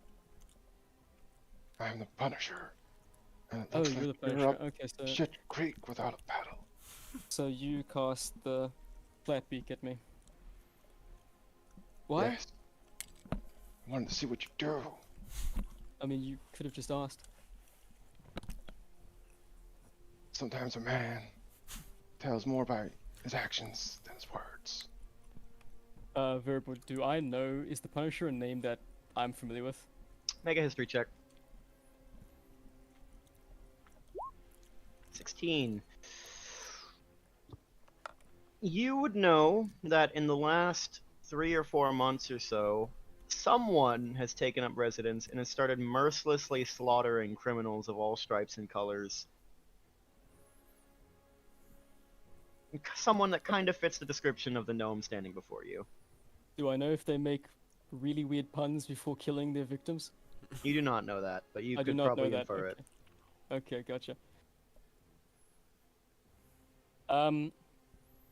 Alright, what do you want to know exactly? Who are you, and who do you work for? Well, I'm Kieran, and I'm, you can say, maybe self-employed. What were you doing leaving the Mardoons? I was looking for someone. Wait, the Mardoons? Oh, no, I wasn't with the Mardoons. Where was it? The Grey Wyvern is sort of like a neutral meeting space for all of the crime families. It's not affiliated with the Mardoon specifically, but it could well be. You don't know. Okay, I'm still sticking with Mardoons. Oh, no, I'm not with the Mardoons at all. I'm not with any of the families. What were you doing there? I told you, I was looking for someone. Who? Yeah, I don't know if I can give you that information for free. I'm not asking, I'm telling. And I draw a gun. You stare down the 4 barrels of this pepperbox pistol, Kieran. Mm-hmm. Yeah, let's just say I was looking for someone who may or may not have connections to weapons and armor.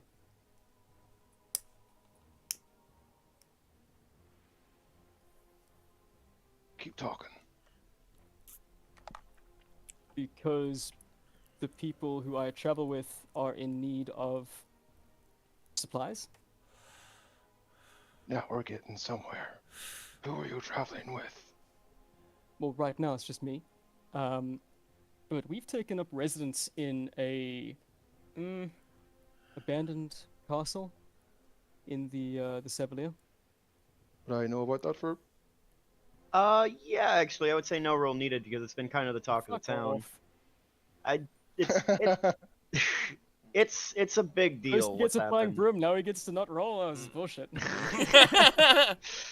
Well, you know about Kais Vakarum and the attack that happened there because it kind of was the first stage of the Trebane family's downfall, and you do know that a group of, as word on the street goes, a group of vagabonds sort of just took over the place and killed the Trebane army that attacked it.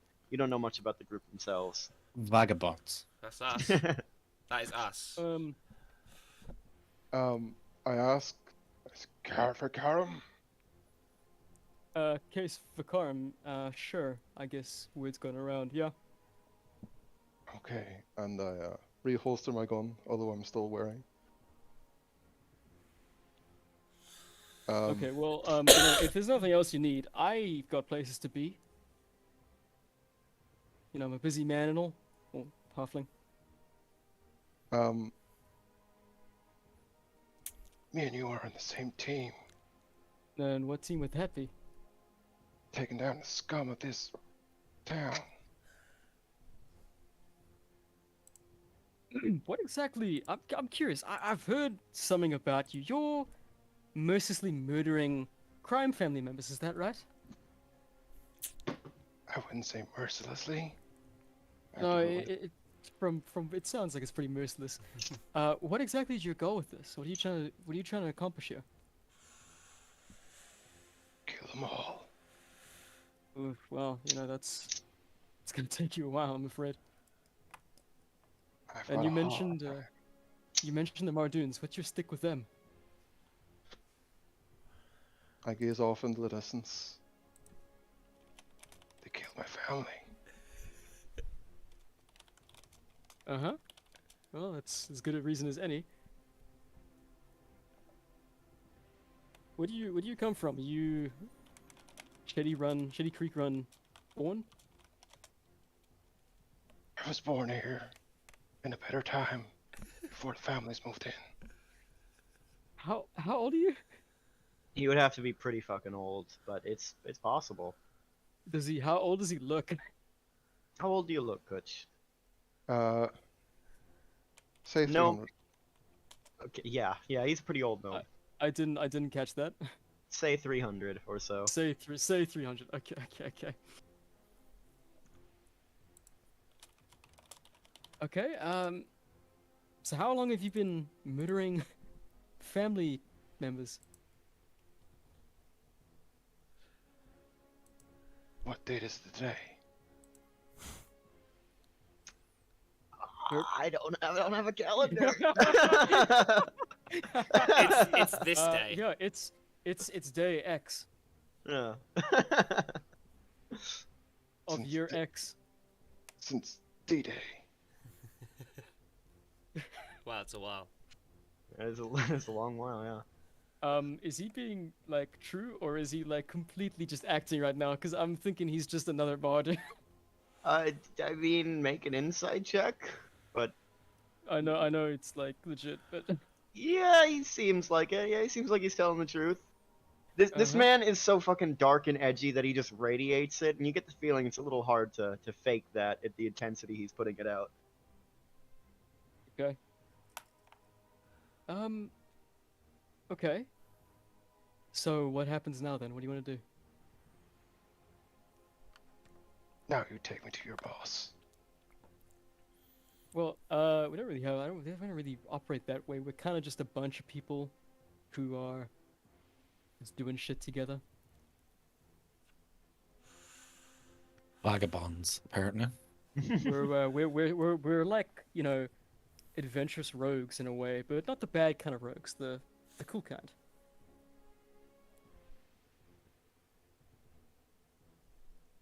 Sounds like you need someone to help you live and let die. No, we got that covered. Trust me.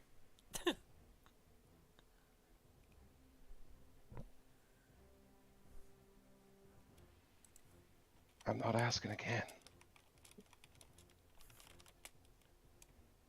Okay. Well, I don't know exactly where they are now. They're probably at Case for Karim, for Lauren. If you want, you can go there. I mean, I've got stuff I need to do over here. I whip out the broom and say, "Hop on, let's go."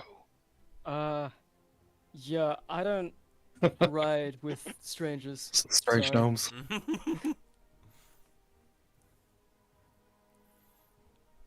Cat, grass, or ass. Get on. Yeah, no, I'm first time flyer, not really feeling it, you know, I'll walk. I'm pretty good at that. From where I'm sitting, you're nuts. Look at you, you're all beat up. Get on. Can I'm gonna walk past him. Okay. He stands before you on sort of the landing of this canal area. The boat is behind you. Behind him is the hallway, if you recall the layout of the underground level of the brand. Yeah. You could step past him and you'd be able to eventually make your way back to the surface level. I'm gonna Assuming he kinda doesn't walk up stop you. I'm gonna walk up to him and say, okay, look, Can Punisher? I get Yep, past gone. Axbeak? The axe beak is gone by now. It's stuck way behind. Its head is like wedged Oh. in the stone door. And Kieran had to get through. Okay, Punisher, I'm not gonna fly on the brim with you. Don't take that. It's not you, it's me. I'm just not comfortable flying with strangers on a first time meet, you know. But it's okay. I'll find you when they get here. I'm assuming they're gonna be in Shady Creek soon. And then I'm gonna walk past them and out. Verb. Okay, give me a sec. Oh my fucking god. Make an athletics check. Make an athletics Me. check. Coach, Okay. make an Okay, athletics coach. check. Kieran, you can make athletics or acrobatics. Try and grab him. Oh, buddy. 100%. Athletics. 16. Punisher, you pull out your pistol and attempt to pistol whip Kieran as he walks by. And Kieran, your reflexes, preternatural, honed by battle. You duck out of the way and you turn and you sidestep back, or you step back, dancing back 2 steps, putting distance. Cool. Yeah, I'm gonna keep going out. I'm gonna say, yeah, cool. I'll find you. Not a great start to our professional relationship, but it's whatevs. And I'm gonna just go. And I'm gonna look for like somewhere undercover to hide because he has a fucking flying broom. Yep. God. All right. Okay. Punisher, what do you do? How do you respond to this as Kieran makes his way out? Oh, I'm also. Yeah, no, it's fine. Go on. Sorry. I'll fade into the shadows and say, "This isn't over. Over." All right. Excellent. All right. Nice. That was lovely. Give me 5 minutes as I go to take a piss and relieve all this tension. Yikes. Yeah, as I DM'd you, Noodle, none of this was planned. I was expecting to go much more fucking smoothly. Yeah, Yikes. as soon as he started making you make checks, I was like, oh, this is gonna go badly. Like, you have a long history of doing badly in your charisma checks, if memory Yeah, no, serves. I've got an 8 charisma. Yeah. So I was like, I had a plan. I assumed he was gonna make me roll. My hope was, cool, let's just roll like, you know, a 15 and be maybe cool. But that didn't happen, so. No. We'll see what we can do when the party gets here. Anyway. With my high charisma. Yeah, anyway, encounter with the Punisher. That's Didn't even get his autograph. Whoops. That was interesting. Kutch, I like the voice. Thank you. You're very, very hard to get to let me join. Huh? Well, I almost mean, like I you don't said want I voice said I would box. find you. In his defense, you did try and pistol whip him. You also Eventually. said you also said I'm not asking. Tell me, or I'll basically kill you. That's what you were implying. Yeah, that's basically it. I'm sure we're all gonna get on great. I Zales believe it. is gonna love this. I believe it with my So what do whole you? fucking So what heart. are your hobbies? Murder. Nice. I like Okay. to murder You'll fit in in great. various ways. I also Tell has me wind that more. flies. Would Have you fun. like to know more? I'm doing my part. There it is. Okay. All right. So, in the interest of time and spotlight, Kieran, we will say that you spend the next 5 days laying low, avoiding attention, waiting for the heat to die down a little bit, so you don't draw too much attention before you maybe attempt your next meeting with Grimgar. I'm in a long rest then, if that's okay. Absolutely. And we Thanks. will cut back to the three of you, Katu, Morish, and Zale, as you guys make your way through the woods, finally approaching the outskirts of Shady Creek Run, watching the petrified forest give way to farmsteads and lone houses, people trying to eke out a living, taking as much of their own land as they can this close to the forest. It's been Get some like benefits being living this far out, you know. You get your own place, generally people don't bother you, but you also live next to fucking monstrosities all the time, so, you know. it's been costs like and, a month, hasn't it, since we've been here, at least? Yeah, at least. Actually, quite a bit more than a month. I'd say like a month and a half, close to. And you finally made your way back. God damn. Ah, let's fuck some shit up, shall we? Do we know where Kieran What is your is? plan? I don't know actually. As soon as that's a good plan. Good shout. I suppose get into the city and find an inn. Okay. And as for Kieran, you do not know. You don't have any sending stones or anything like that, do you? I do, but both of them are on me. Both of them are on you. Don't Okay. I have one from when you went into the I think cavern? you gave the other one to Mercer, right? No, Mercer gave us his own No. ones, didn't he?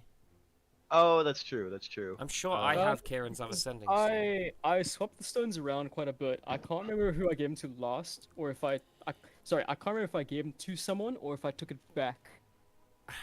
If you Let's- can't remember, So let's roll a d4. yeah, and, let's roll a dice. One... That's exactly what I was Okay, gonna so say. so I gave it to someone. Okay. Let's see, 1, 2, 3. Can I roll a d3? You can roll a d6, then assign like 1 to 2, 3 to 4, 5 to 6. 6. I gave it to D. To I Zale. guess, Zale. which doesn't make sense, but I guess Zale has it. Okay. He's Oh, the I only forgot one about that didn't this. piss you off, to be honest, because he died before he could. I died before That's- I could annoy you. Yeah. That's fair. Okay, so Zale has the sending stone. I guess I gave it to you in downtime then.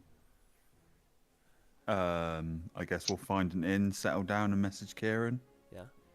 Okay. and be like, we're at the Rusty Trombone or wherever. Rusty, I love how that's your go-to. Rusty Trombone. All right. Yeah, easy enough. You find. I'm not even gonna have you deduct gold costs because it's just not even that significant. You find this little place on the outskirts of Shady Creek Run, sort of a traveler's inn, geared towards expeditioners heading into the Savalier Woods. So you're able to find decent little accommodation, nice and private. And you sit down and you send your message. I assume. Well, you can speak to Kieran and just tell me. Sorry, I'm yawning. That's part of the Kieran. message. Kieran, we're here at the Rusty Trombone. Come when you're ready. We'll be waiting. Cool. I'll send a message back, and I'll say, I'm on my way. Need to keep a low profile. Punisher is around. None of you have any idea who the fuck that is because none of you are Shady Creek locals and have not been attuned with the place for quite a while. Okay, Yeah, so now Kato and I have there's- just been jaunting through the woods for the last fucking 2 weeks at least. 3 weeks. so- Just sends those- back a confused emoji. yeah. Mm. They cannot be used again until next one. Yep. But all right.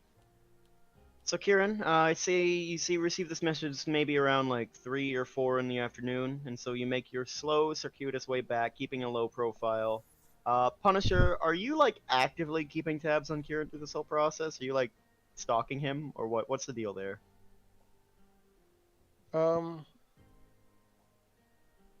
Yes, I will be an eye in the sky Okay, Kieran, make a perception check. wait, Punisher, so make a Verb- perception check.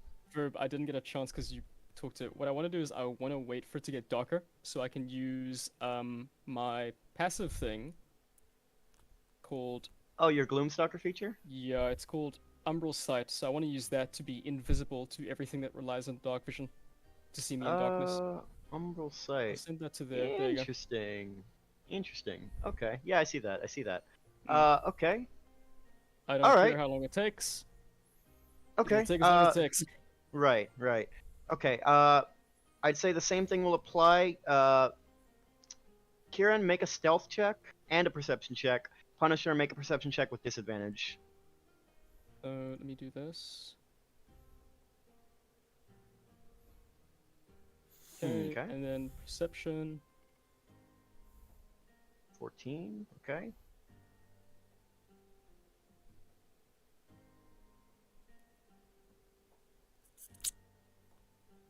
Punisher? Sorry, I'm reading through my stuff to see if there's anything that can help me. Okay.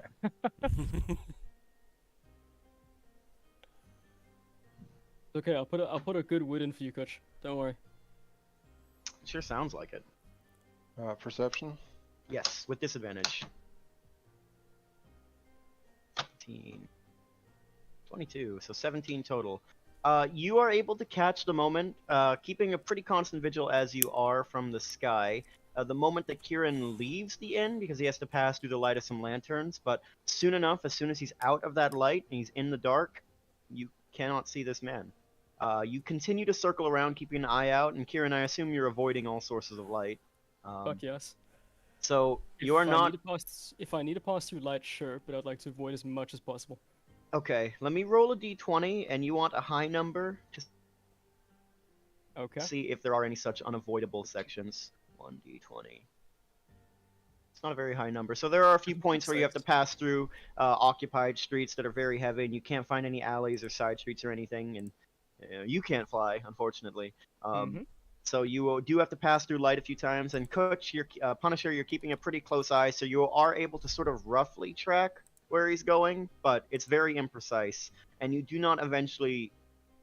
You keep track of him up to a certain point on the northern side of Shady Creek Run, North Clover, sort of near the outskirts, but you don't know exactly where he ends up, and eventually you lose track of him altogether.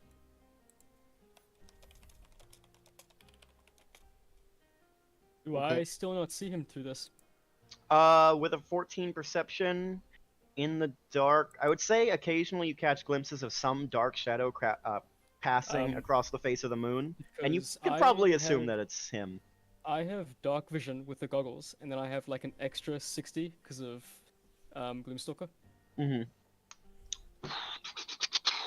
Let's see. 120 foot dark vision. Yeah, Well, how so- high so are you it's flying? actually in? so- orbit. So 60 feet, and then with the dark vision goggles, I guess another 30, 30, maybe. so 90. I would say a few times you're able to catch, like I said, a shadow crossing past the face of the moon, something up in the air above. But you're not able to make out exact details. You reckon, though? I mean, you know he's been following you with the broom, especially for the last 5 days. So Yeah. Okay. yeah, you're pretty sure. Alrighty. So have I made it now to the rusty Yes. trombone?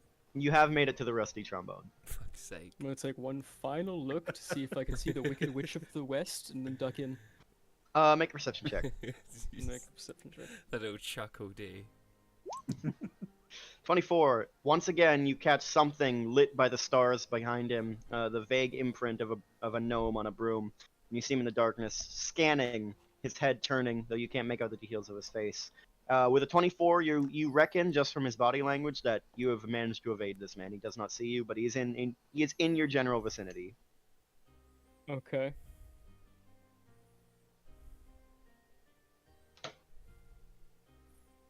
And at this point, are you all holed up in your room, or are you on the bottom floor? No, or... I'm on the in the main bit of the tavern, like probably. So you see that's Kieran fine. enter. Yeah, You see Kieran enter.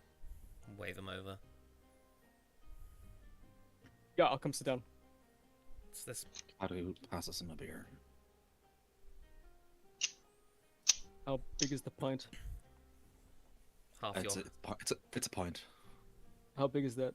Huh. Teehee. No, I'm kidding. Okay. They come Gonna in slide it pints. aside from. He's gonna slide it aside for a minute. He's gonna say, did Zale tell you about the Punisher? Did Zell tell us about the Punisher? Zale, did you tell them about the Punisher? And I'm gonna give you like this really serious look, like it's very important. D?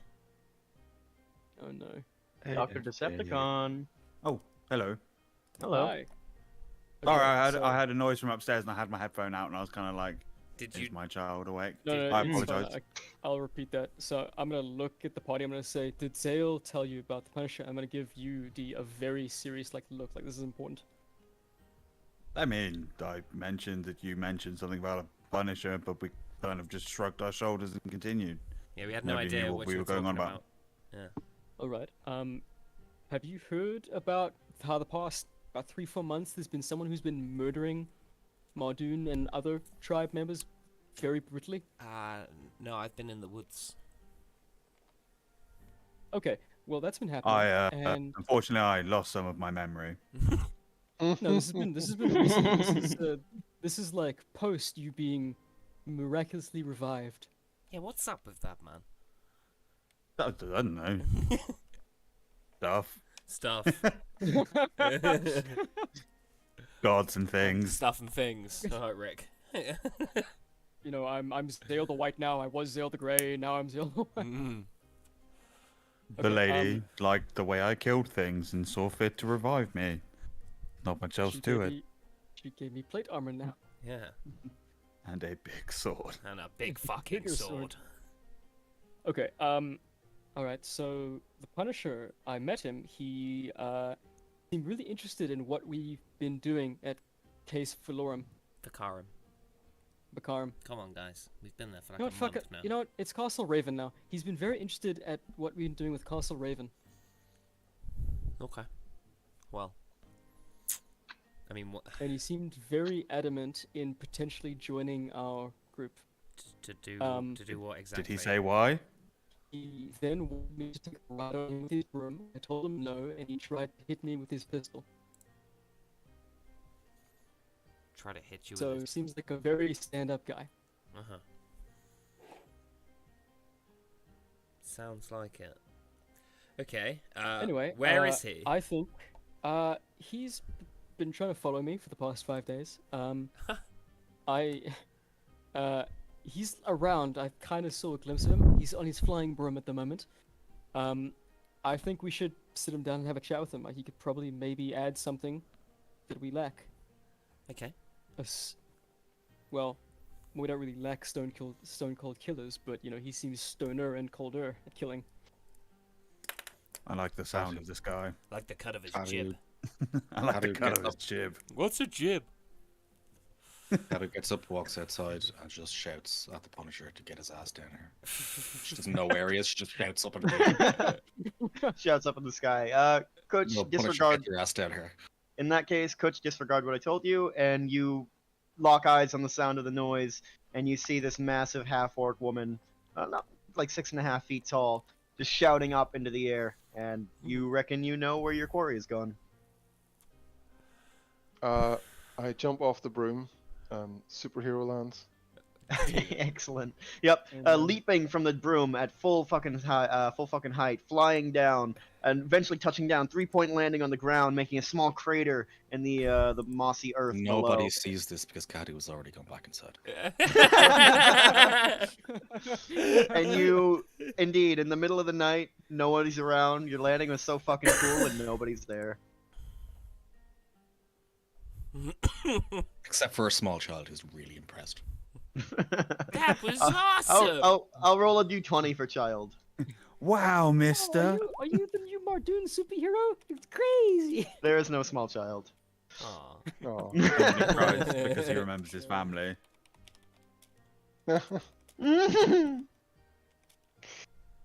You stand Yeah. outside the front door of this inn. Punisher. Okay. What kind of door does it have? Is it a normal door, a saloon type door? It's like a normal door, like nice heavy oak with a little glass window, 4-paned. Okay. Can I move a box up and stand on it so I can look through the window? You sure can. And your face presses close to the glass. And you see the group inside. It's pretty quiet in there. It's only the Kieran and his group. Interesting figures all. A human man in glowing plate armor with a massive crescent moon sword on his back. That same half-orc woman you saw. An elf in... are you still wearing the Mindstalker scale mail, right, I Morris? am indeed. In this sort of iridescent silver scale armor that reflects in the light. And Kieran, of course. Gathered around the table. I'm gonna wave him over. Does he see me then? Are you trying to be stealthy? Yes. Okay, make a stealth check. Kieran, make a perception check. Fuck sakes. You do not see the Punisher. Plus He's 11. staring at you all. I'm loving this Tom and Jerry game of cat and mouse. Yeah, just come in, man. Well, I guess he's not. I guess he's, Yeah, what I are you guess doing? he's, I guess he's not interested in joining our group then. I don't know, guys. Oh, Is there a maybe back door? Yeah, there's a back door if you circle around. Yeah, I'd like to circle around. Back door, and the rest punch the back door. not. Comes in out the Okay. kitchen. You come- Wait, so he goes outside again to go around the back door. No, Can he was I looking in try to through the spot him window. again? He was not. He never went inside. He was Oh, he standing never from went the outside, putting up a box so he can look through the window of the door. And now he's. I assume. Are you leaving the box in front of the door? I guess it doesn't matter too much. You circle around the back, and you do find a back door, and it's locked.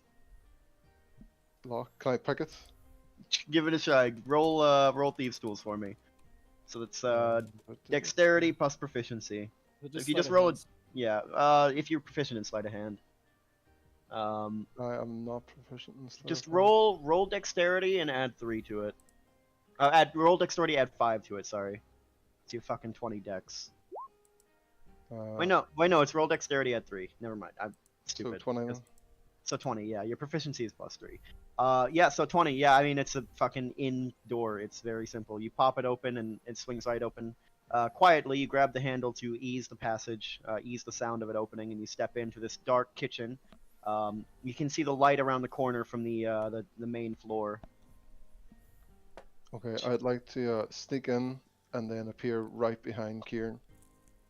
Without them noticing, hopefully. Make a stealth check. And I passively perceive him. Tee. What's your passive perception? 19.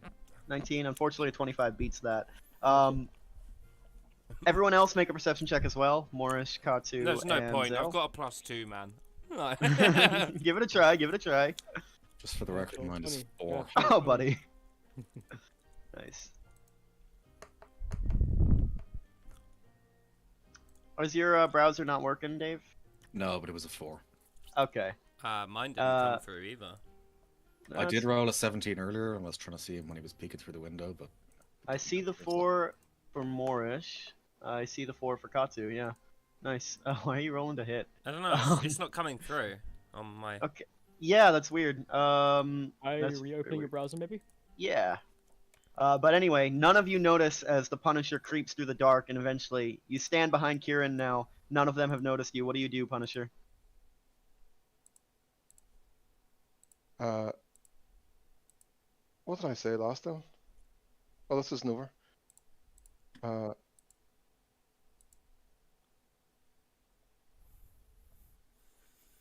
Oh, trying to think of a pun now.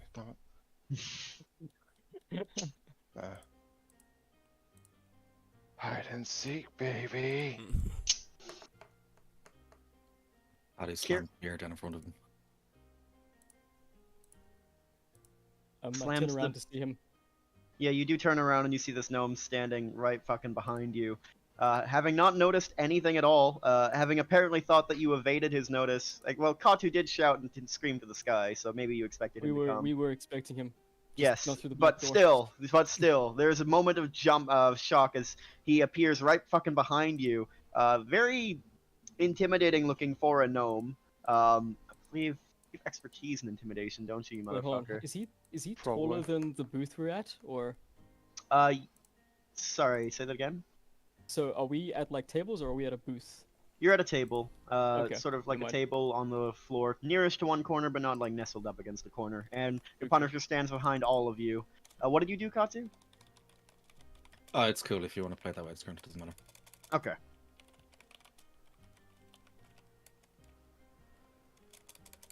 Okay, so are you gonna take a seat or? Is there a seat to take? There sure is. Can I squeeze up right beside Kieran? Yeah, sure. Yeah, why not?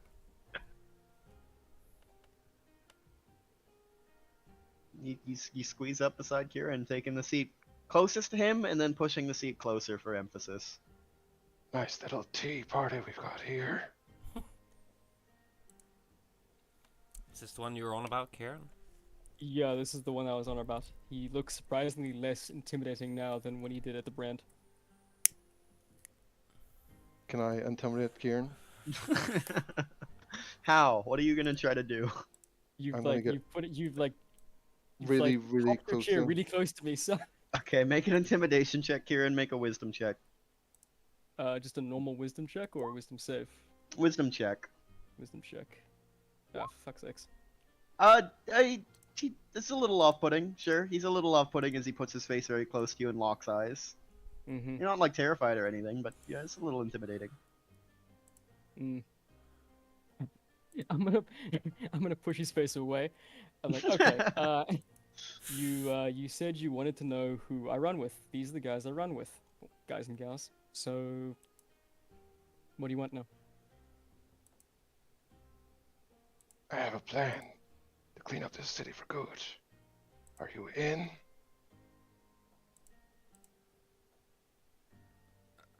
Clean up how? I don't know. How do you plan to do that? Let's set plan first.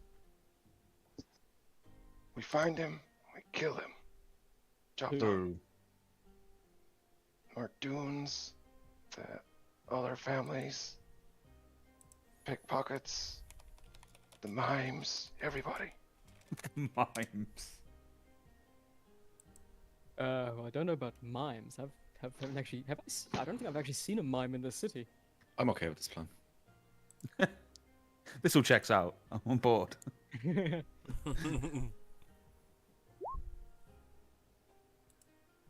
What is your grudge with the families? What was that? What is your grudge with the families? I stare off into the distance. They killed my family.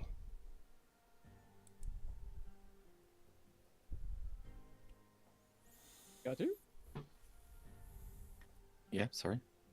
No, nothing. Don't worry. Oh, it was just the joke about the mime.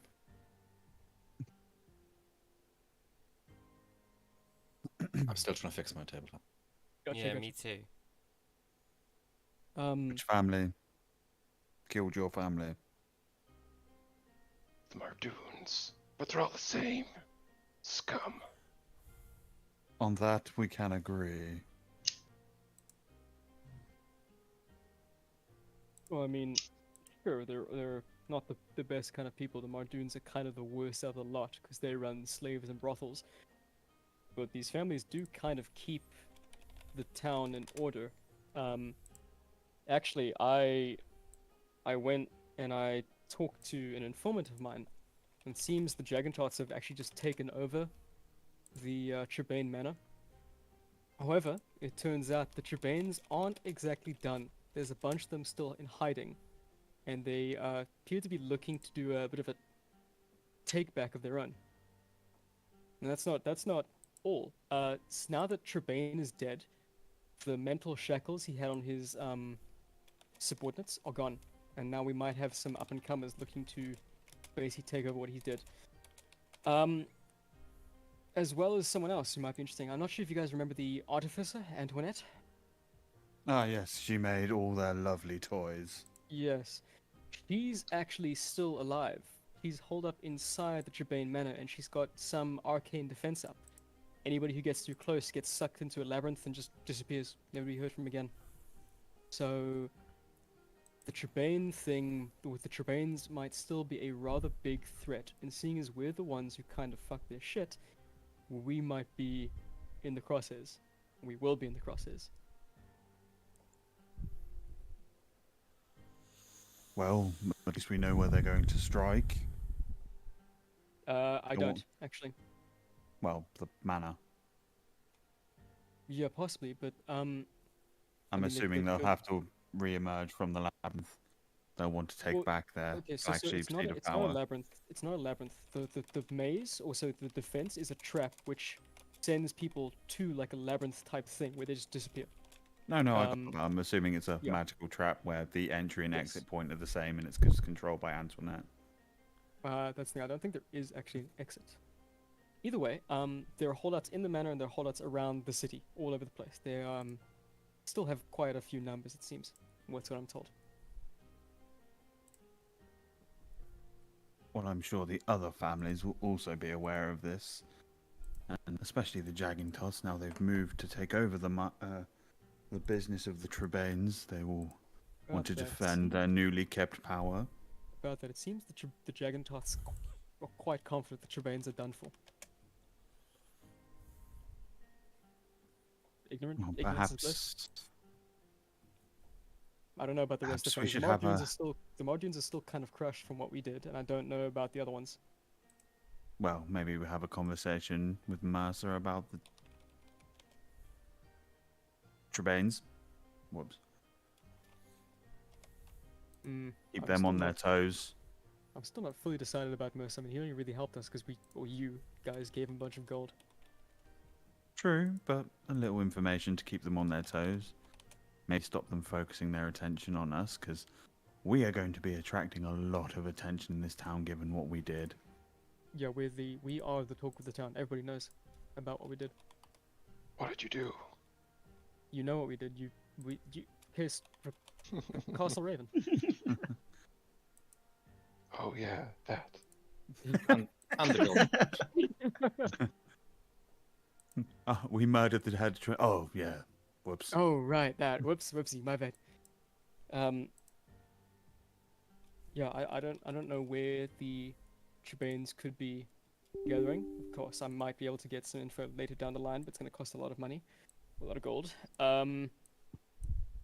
But the Jagantoths seem like they've they seem to think that they've kind of got it all under wraps. The Mardunes, I don't really know what's going on, and then the other ones, I've kind of forgotten their names. I don't know what they're doing. Would I know what the Mardunes are doing, Verb? Make a history check.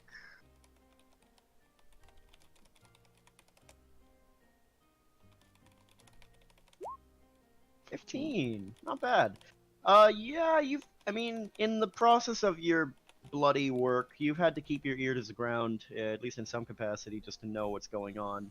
The Mardunes they suffered some losses. You know, you raided one of their markets and then destroyed the Golden Brand.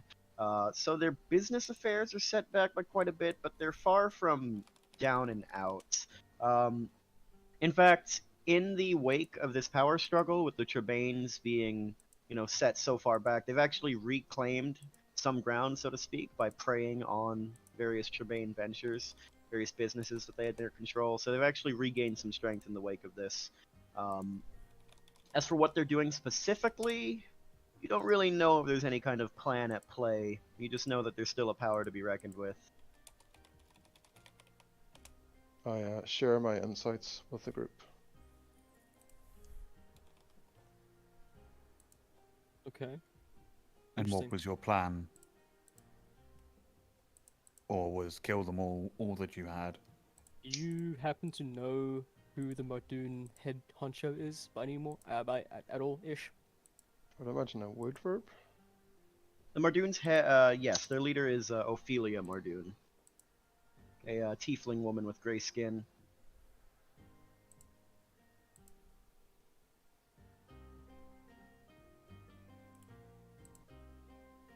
Well, if we're going to be moving against the families, we're going to need somewhere to operate of that provides a bit more security than a public inn. Yeah, agreed. Speaking of which, Punisher, do you have some sort of base or? I was actually just going to ask Verb that. Would Cave I have a nearby? highlight? I was literally about to say I was going to ask Kieran what the state of the Bat caves. Golden Brand is. I'm literally Oh, thinking the dungeon underneath the Golden Brand. Well, I mean, what I can tell you right now is the brand itself, kind of, not dilapidated, but it's been burnt pretty badly from our health inspection. The Is- tunnel is actually in good nick.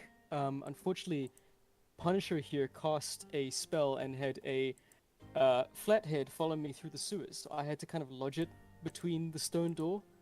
I don't know if it was a spell or a real animal. So, but as far as I know, it's still stuck there.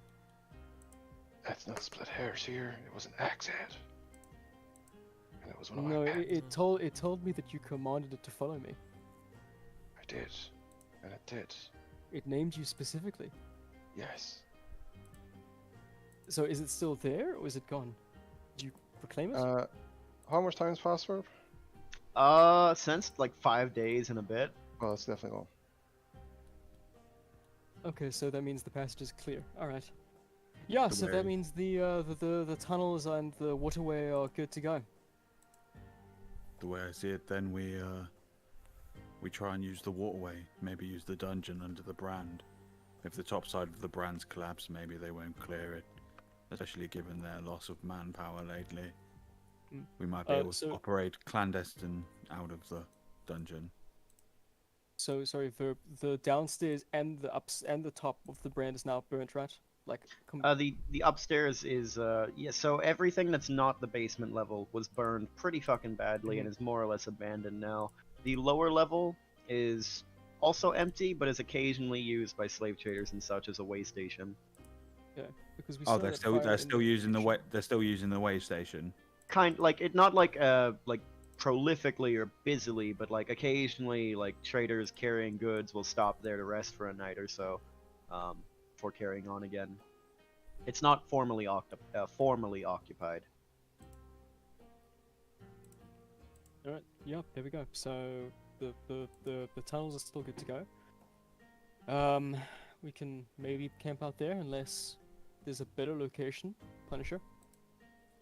Do I have a hideout verb? You do. Yeah, I would say you do have a little hideout connected to the sewer network, but it's pretty small, like a one-room kind of dwelling place for you to lay low and sleep for nights. Would not give you. It would not be large enough to accommodate the amount of people that you're thinking. Not this whole group. I really just want to see Zeal. What? I really just want to see Zeal try and find it. Yeah, I mean it's gnome Unknown sized. hovel. It's gnome sized, so Yes, I know. good luck. Yeah, good luck. It's like Gandalf in the Hobbit house. I mean, you could lead them there, sure. But who's to say it would actually end up being of any use? So, where exactly are you all headed next? What's the plan? Underneath the brand, I suppose. Well, I mean, Punisher hasn't really given us an answer. Yeah, beyond what was your plan apart from kill them all? Or is that as far as you got with your plan? No plan survives first contact, so keep it simple. Fair. I mean, I'm a pretty simple person, but that's pretty simple. Simple as simple does. I'd argue with that. Alright. We So stay your in group's the heading rooms to tonight, the So, middle of the night, I say we make for the sewers. When it's less busy, It is the conceal our middle of the night. movements. It is the middle. It is I'm pretty thinking dark. I'm thinking like 3 in the morning ish. Okay. You could catch a little bit of sleep and then head out. Coolio. Is that the plan? Sure. Alright. An eclectic first meeting with this interesting individual of many puns and gravelly voice. Punisher, you don't have a room rented here, and the innkeep is asleep because it's fucking like 11 at night. I guess it doesn't matter too much. You can just hang out in the common room or try to sleep in someone else's room if you want. I'll sleep in Kieran's room. You'll sleep in Kieran's room. Nope. That's Kieran does not. happening. Kieran is not allowing you to sleep in his room. Does he have a choice? Yes. Kind of, yeah. Yeah. He shuts the door, then turns around and Punisher's just on the bed.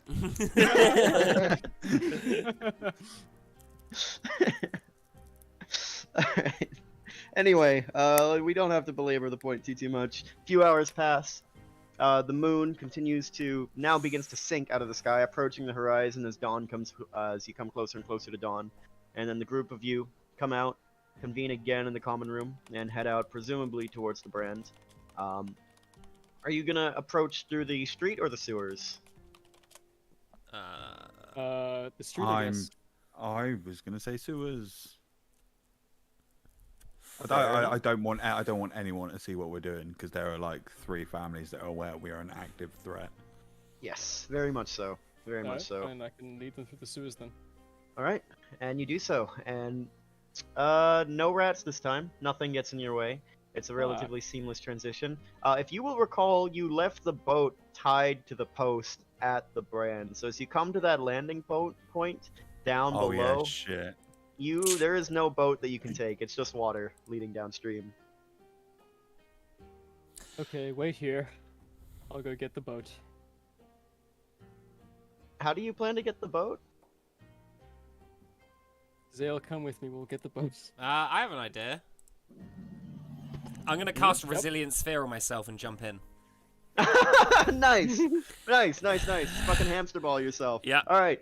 Holding up the staff of denial, the spearhead tip of it glows white, and suddenly a sphere of energy surrounds you, and you hamster ball yourself into the water and splash down, and immediately the current carries you downstream.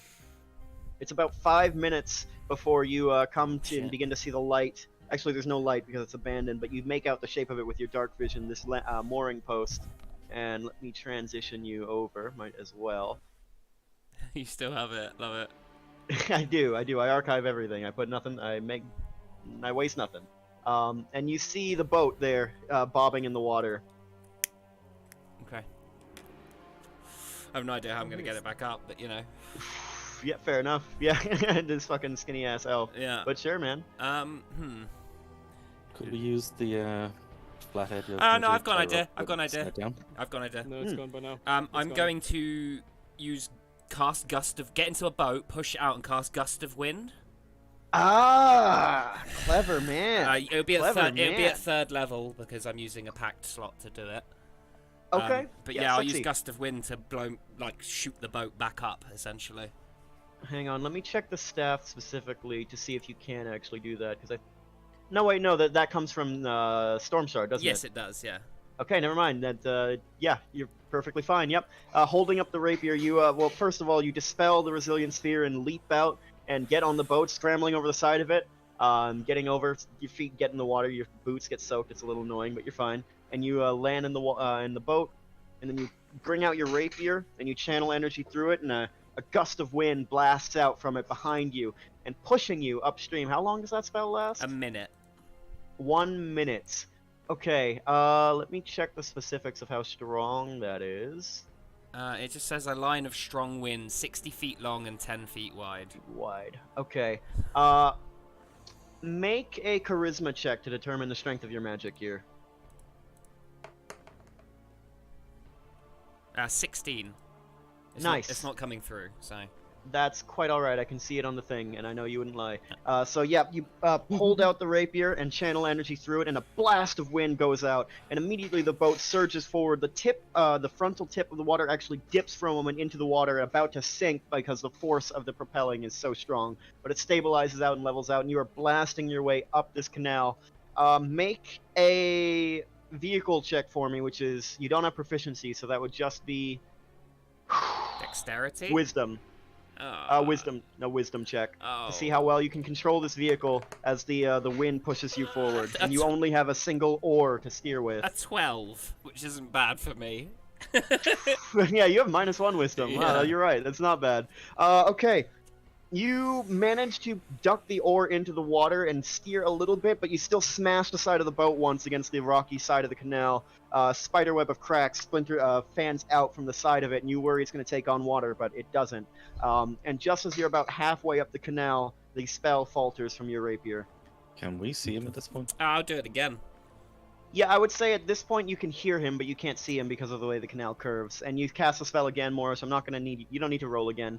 As the wind blasts out, and you begin to make your way there. Make another wisdom check to control this thing. Oh, please. No, natural one. That's not great, bud. That's not great at all.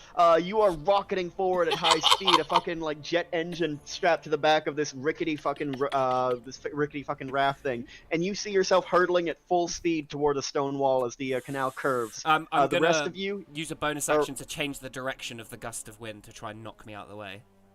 okay, make a charisma check. This time it's magical because you're using magic to try and do this. A 15. 15.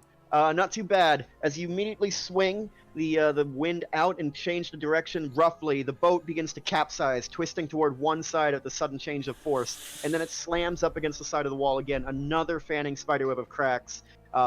Now water is beginning to pour through the side, but you manage to hold on and push yourself up to the landing just as the spell dies out, and the group of you are standing there. A slightly wet Moorish standing before you on this boat. Oh, that was fun. Everyone on, quickly. As we're going back down, I'm going to use prestidigitation to get rid of the water as it's coming in. Okay, keeping up a constant fucking like bailing bucket sort of action. Yeah, I yeah. gotcha. Yeah, okay. And all right, and no rolls needed as the rest of you make your way down this river. A much more gentle pace compared to the fucking 50 miles an hour Morris was flying at. Not 50 miles an hour, but damn close to it. Can I use my decanter of endless water as a sort of jet engine? Oh my fucking Fuck's God. sake, man. Yeah, you sure can. I mean, you Do can. we need to? Do we need to?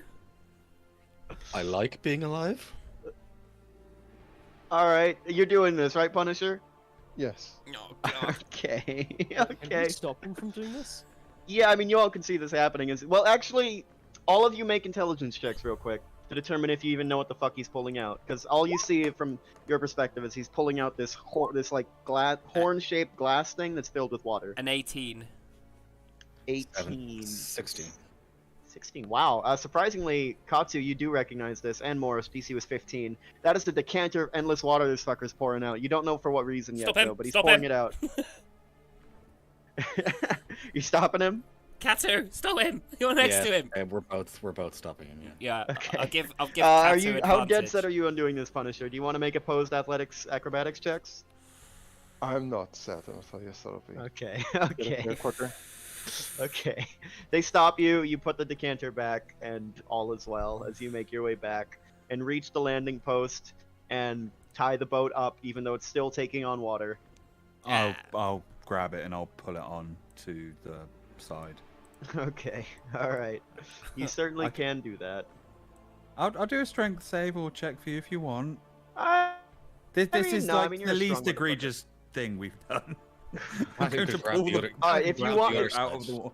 if you want to insist on doing a check, go ahead and do a check. Oops, wrong one. Oh, there's two of me. Whoopsie. You should not have insisted on doing a check. You attempt to pull and haul the boat out of the water, but it's fucking heavy, and you're just one man in the boat. Katu rolled 14 and she has the other end. Let me see. I see that. I see that. Wait, no, that's a save. I need you to make a check. Strength, yeah. Yes, strength. You're a piece of shit, Ferb. That's a natural one, bitch. Oh, And you no. both attempt to Little hold, help. pull the water, pull the boat out of the water, but it's so fucking heavy and it's also wet, and your grip slips, and the boat slams back into the water and then sinks and is carried down the canal. And they call me weak. And your boat is gone. Ah. Sad day. Nice. Morris is laughing throughout all of this. All right, there you go. Let's never speak of this again. Can I take a little rest, please? Sure, you sure can take a rest as much as you want.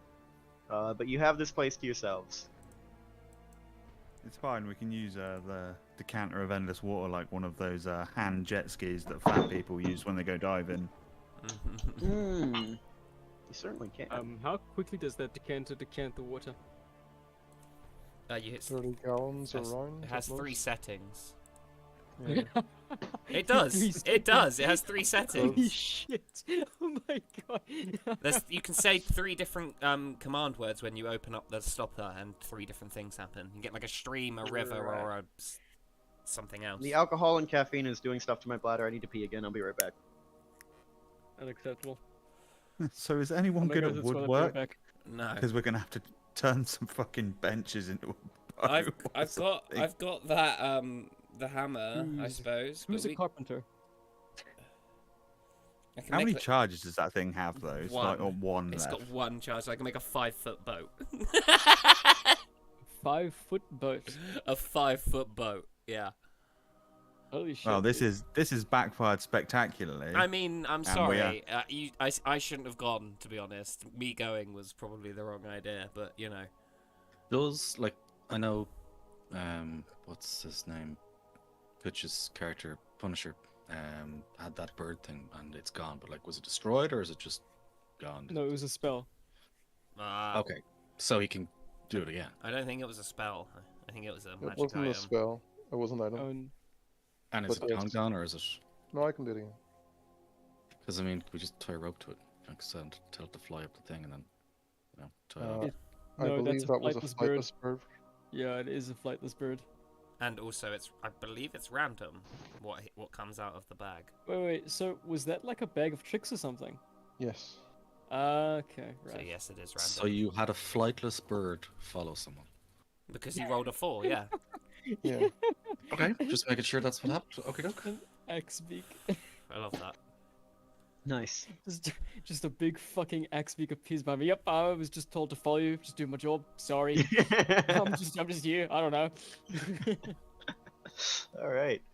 Okay, so you've all made it to this place. Are you completing a rest here? Or are you just gonna touch down? Do you want to go someplace else afterward? What's the I'm plan? gonna have a short rest here. I'm gonna go check just check room by room, and then check like the top of the stairs and make sure that entrance here is like properly sealed off from the top, where the top's collapsed from the fire. Make a Yeah. perception check for me. Pat will go with him. Okay, both of you make perception checks. I would like to make sure there's no mimes around. 16. Ooh, nice. You can also make a perception check, Punisher. Going through, the place has been thoroughly stripped clean of almost everything. Even some of the beds have been outright dismantled for their wood or just hauled off. A lot of the blankets and pillows are taken off, stripped off. The armory is completely bare. No gold or valuables or anything left to be seen. The cages stand where they are. They are still functional, so if you want to keep slaves here, you have the option. The entranceway at the top here is wide fucking open. There's no door or barrier or anything stopping anyone from just wandering in. And it looks like people actually do wander in and out of this place quite frequently, judging by the footprints in the dust. Punisher, you are on the fucking prowl. You will not be caught off guard by any mimes this day. You will not be caught flat-footed. And you go through with your gun in hand, clearing room by room like a fucking SWAT operator. Tactical as fuck, baby. And you find no mimes. Okay, good, good. Is there any wood or nails around we could make a boat out of, or barricades or anything? Any wood? Yeah, I mean, there's wood from like old furniture and stuff. There's some stools and tables and stuff. Some of the beds are still there. The weapon racks, though empty, are still like massive wooden shelving, and you can use those. I mean, you did say the traders occasionally come through here. We could acquire a boat. I don't think any of us are morally opposed to alleviating some slavers of their mortality. Not this again. What? Remember the last time you did this? You shoved a glass of alchemist's fire into a man's mouth. Ah, yes, that. Good And times. then ran away crying. I was having a moment. Uh-huh. I have unresolved issues, okay? Fair. Don't we all? Yeah, sure thing. Yeah, I know. I mean, me too. Don't worry, buddy. What time is it, Verb, at this point? Close to 4 a.m. 4 a.m. Just about. I'm gonna go to sleep. Okay. Yeah. All right. Morris tucks into bed. Yep. All snug and cozy. Nice. Pat will sit up and kind of, I suppose, here-ish, in case anyone comes down. Okay. Sort of keeping a watch throughout the day and night. Yeah, well, some of it anyway. The Okay. Punisher will also be on the prowl. Okay. No sleep necessary for the hunters of evil. Justice I never guess. sleeps. No, it doesn't. Justice never sleeps. Okay, Kieran, what are you up to? I'm just trying to see something. Yeah, I think I'm gonna set up probably here. And watch Okay. the waterway. Okay. Katu, Punisher, and Kieran make perception checks for me as the night progresses. 9. Hmm. 11. Excellent. Punisher, are you like doing like a roving patrol, moving all throughout the place? Yes. Or okay, gotcha. All right, gotcha. Easy enough. You actually, Punisher, you managed to, through your wanderings, discover a room that none of you have seen before. It's nothing major. It's like some kind of washing area. Water runs through here, through a little area, through like a trough or a basin, and it looks like this is where the slaves were washed before they were sent up for market, so they could look presentable for buyers and sellers and shit. Nothing too exciting there though. No hidden loot or anything. And Katsu and Kieran, nothing catches your eye in particular. No boats come down through the canal. No wanderers come in through the hallway. Eventually, you will have to sleep. Where are you sleeping, guys? On the beds in this room. Makes sense. I will take a watch at some point. Like, Okay. Yeah, same. Okay, both of you can make perception checks as well.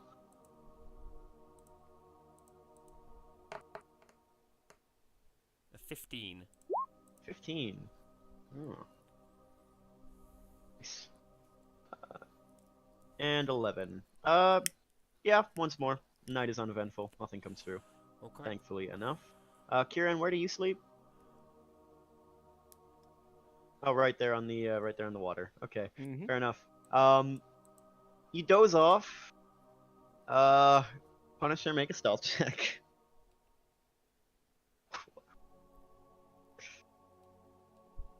This would be while I'm keeping watch. Yes, and you do in fact see the Punisher creeping in through the hallways, moving toward the body of Kieran, and assuming you don't warn him or anything, he just eventually sits like next to Kieran and like watches him as he sleeps. Okay. I'll keep an And- I'll keep an eye on him. If he moves closer, I'll say something. Like He doesn't move closer. He just maintains that proximity. Perhaps dozing a little bit himself. Perhaps he's wide awake. You can't really tell. He's a very weird dude. Okay. Is he looking for like a soulmate or something? Is this what this is? I don't know. Honestly have no clue. Like Kutch and I never discussed this. This is just a fixation that's come up, apparently. Love at first sight does exist, I guess. Yeah. He's found another little I person. dispense justice and I get attached easily. Yeah. He asked me how I was doing that one time. I will never leave him alone. At your service, my queen. My short king, I am here to serve. Yeah. And Kieran, eventually you wake up and you just see this fucking 300-year-old gnome like looking at you as apparently having watched you the entire time that you were slept. He's just Do I see the bags under his eyes? Is he, Yeah, he's which? He's quite tired. Punisher, you take a level of exhaustion for staying up all night looking adoringly at Kieran. Or however you're looking at him. I don't know if it's adoring. But yes. Yes. Wait, were you watching me the whole night? Yes. Why? Yes. It was pretty weird. Not gonna lie. Oh wait, you saw him doing this? Yeah, I mean, I was keeping an eye to see if he moved closer, but he was just kind of sat there looking at you, and you know. Did he sleep at all? I don't think so. He must be pretty tired. Not gonna lie. I can see the bags under his eyes. You noticed? Yeah. I love this whole character arc is him just getting 6 points of exhaustion and dying. He never sleeps. Never sleeps because he just watches Kieran all night, every night. he's just watching me. Wait, he's sleeping. He can't be crime. I must make sure. Yeah. Okay, man. Whatever you do, you, I guess. Alright. I'm gonna walk this way. Hold on, menu came up. I'm gonna walk this way away. Alright. Excellent. Excellent. Okay, the day is upon you guys. All of you except one are rested and ready to go. What do you wish to do? Gonna go and have a look at the surface, see if anyone's about, and then look at going to the Trebane Manor, I suppose. Okay. That sound good to the rest of you all, or do you have your own ideas? No, that sounds cool. Hey, one thing I forgot to tell you about. It's too late now, I guess, but I kind of wanted to keep tabs on Grimgar during the 5 days as well. But we can do that later. Okay. Kutch, you can go ahead and add that into the list of conditions on your character sheet, and you will see exhaustion near the bottom. Just tick 1, and that'll give you 1 level of exhaustion. And that should factor in itself. Are conditions? Under your hit points. Oh yes. How Yep. do I add that? Oh. See it? Yeah, I see it. Okay, perfect. And that gives you disadvantage on all ability checks until you get rest. Not a- Automatically? Yes, I believe so anyway. If it doesn't add it automatically, we can just play with it or factor it in ourselves. But that will go away when you take a long rest, and it does not affect attack rolls or saving throws. Kieran, If you want, we can do it later. Like, not make too fast. okay, yeah. Well, why don't you just go ahead and make like a like a retroactive investigation check for me? 16. Kind of similar to what you did. You actually hear through your own investigations and through like following up on rumors and stuff that Grimgar has gone to ground in the wake of that incident. He doesn't really know what was happening or if he was being targeted or anything, but that's some kind of like intense shit for someone who's involved that deeply with the underworld. So he kind of, you get the sense he feels like he's being targeted right now. So you don't know where he is, only that he's gone covert for a while. Sure. Okay. Morish, making your way up through the labyrinth of this place, you eventually make your way to the surface, and peeking up, you actually do see a group of squatters hunkered around a campfire on the ground floor of this place. Some of them are asleep, 2 of them are keeping watch. They just look like lowlives. One of them has like a sort of like club or a cudgel laying at his side as he's keeping watch. Some of them look like they have daggers, but they don't look too lethal. I'm gonna go and sit down with them. Are you're just walking up straight up? Yeah. Okay. Yeah, you step out from up the stairs. Your footsteps creak on the stairway and the wooden floorboards that are a little scorched and scarred. And 2 of them, the 2 on watch, immediately leap up, grabbing their weapons, and turn and look at you. One of them brandishes his club at you from a distance. Hey. Who are you? Get back! Get back! Hey, no weapons. See, no weapons. It's all good. It's all good. Fuck you want? We're just trying to get some sleep, man. I just want to talk. No. Nothing else. Make a persuasion check. These guys are pretty touchy. Yeah, I can see. Oh, that's a natural 20 for a 25. Holy fuck. Nice. Alright. Your demeanor is very calm, confident, and in control. Non-confrontational, but also relatively assertive. You know what you're doing. You know you could kill the fuck out of these people if you want to, but you have no interest in that. Genuinely, and eventually they pick up on that energy, and the one with the cudgel lowers it. The other one, who had been raising a light crossbow, also lowers it. I appreciate that. May I sit? Sure, that's fine. What do you want to talk about? I'm gonna sit down and pull out a couple of rations out of my bag. I'm gonna hand them to the 2 awake men. Thank you. Thanks. That's very kind of you. Yeah, no bother. Look, I haven't been in town for a while. It's been a couple months. And you guys look like, you've been about. So, what's been going on over at the Trebane Manor? Do you know anything? Yeah, kind of. I mean, look, to be honest, like, North Clover, that's way bigger pond for tiny fish like us, but one of us has been around there. Johnny over there, and he gestures to one of the sleeping guys.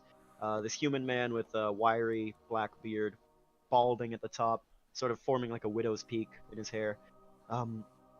He used to do work for some of the The Trebane's there. Little shit, you know, like paper deliveries and messaging and shit. But Jagantoths, they've got it on lock. They own the place now.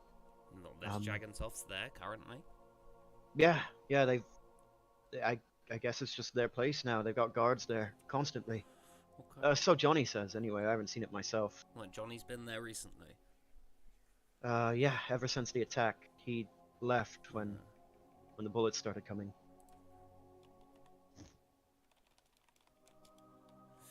Okay.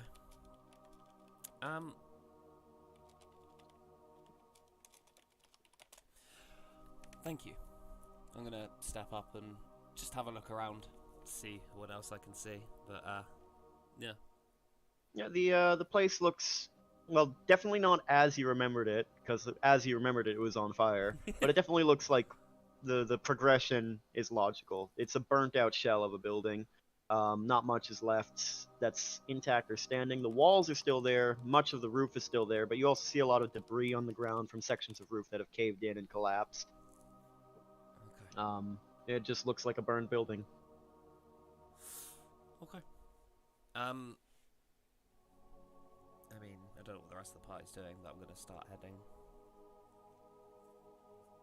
towards the My manor. headset is gonna die very soon.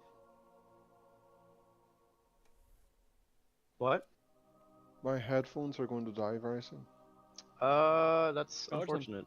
Yeah, put them on a charger. I can't really put them on a charger. Not until I stop using them. Okay, that's unfortunate. Well, we'll figure that out. We still have 30 minutes to go. So Morris, where are you heading out to? The manor. The manor. Okay. And the rest of the group? Following Captain along? Marsh has come back to us and has told us what he's doing. He's not just heading off Yeah. himself. Oh, I He- mean, he's not just been I like, would have told you "Oh, before well, I these- left. Like, These guys know nothing. I'm going to the manor. no. I like before I gone up the initial time, I would have said like I'm gonna have a look and then head off to the manor. Like, Okay, well then I suppose Caddy will follow. Yeah, I'm not going to let him go off on his own. So Why not? I mean, I suppose the manor is the natural progression. I've got to check out Okay. this labyrinth. All right. Making your way from Central Clover to North Clover, loping your way up through the streets. Eventually, you come across that familiar road that you know leads to the Trebane Manor. And so there's no like formal street presence of these families, right? They don't have like patrol units or guards stationed up and down the street. They don't do like people don't walk beats or anything here. But you do notice some kind of subtle differences. For example, most of the businesses, or pretty much all the businesses in the run, are operated or ostensibly operated by one or other of the families. Whether it's like an extortion ring, like a protection racket, or like a direct operated business. And you see a lot of these businesses have changed hands. Most of the Trebane's footprints has disappeared from this place. In its place is a mixture of all three families, really. Jagantoths, the Mardoons, and the Utalots, which is a family you all haven't really interacted with much at all. So their visible presence in the world has vastly decreased. And as you go down the road and make your way toward the manor, and you begin to see it in the distance, this place with its high stone walls forming the perimeter, the fountain in the middle of that robed woman holding up a crystal in her hands from which a fount of water sprays, and the manor behind, you see that it has been scarred by a recent battle. There are sections of the outer wall that have been completely breached and destroyed by some kind of weapon.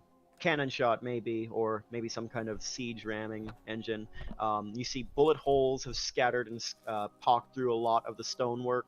The fountain, one of the woman's arms has been ripped off wholesale by the swing of some kind of weapon, perhaps an explosive. And no bodies or anything, but you see scorch marks all along the ground from all sorts of magic being flung. As you are about now, I'd say like 500 feet down the road from the manor, you see the guards standing at the gates. The watchtowers are still intact, standing behind the gates and behind the walls, and you see guards up top there holding rifles, and two guards down below with pikes in their hands, and they brace up, stiffening as they see you approach. Okay. They're wearing Jagantoth colors. Okay. Don't recognize any of them. No. Not personally. Okay. Just walk up. Okay. See what they do. He can walk up by himself. I mean, if you want to come with me, you can. I will wait to see who shoots first. Okay. Okay. I will walk up as well. You're about. I will take my broom into the sky. Interesting. Okay, are you doing this stealthily? Because it's the middle of the day. Yes, stealthily. Okay, make a stealth check for me with disadvantage because you have no cover as soon as you're in the sky. What if I was to use...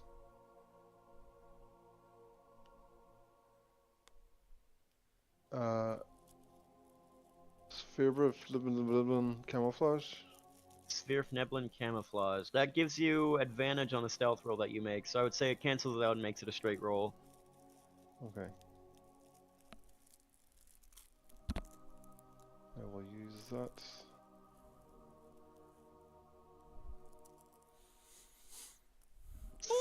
Fucking 30. And a Motherfucker. cloud. Okay. Creepy cloud. Yes, alright, indeed. You take to your broom and fly up into the sky, and not even the group notices. At some point, Punisher just kind of fell slowly further and further behind the rest of you all until he melted into the trees. Then he took into the air and calls on his deep gnome magic, and his skin sort of models and takes on the shade of the sky above him as he flies into the air, and he is, for all intents and purposes, invisible for the time being as he keeps an eye on the group of you as you approach the manor.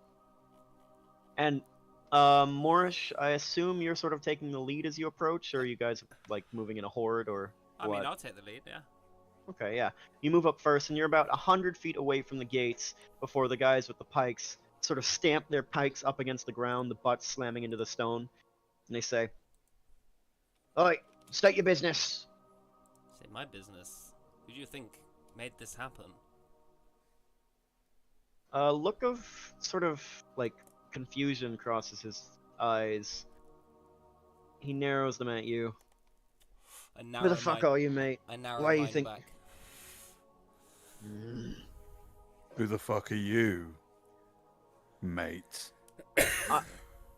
Make an intimidation check, Zale. Can I give him advantage on that? How need it. Doesn't need no, to. don't need it. Yeah. Yeah. Immediately the guard's narrowed eyes widen, and he takes an unconscious half step back, both hands tightening on the pike, and make a perception check.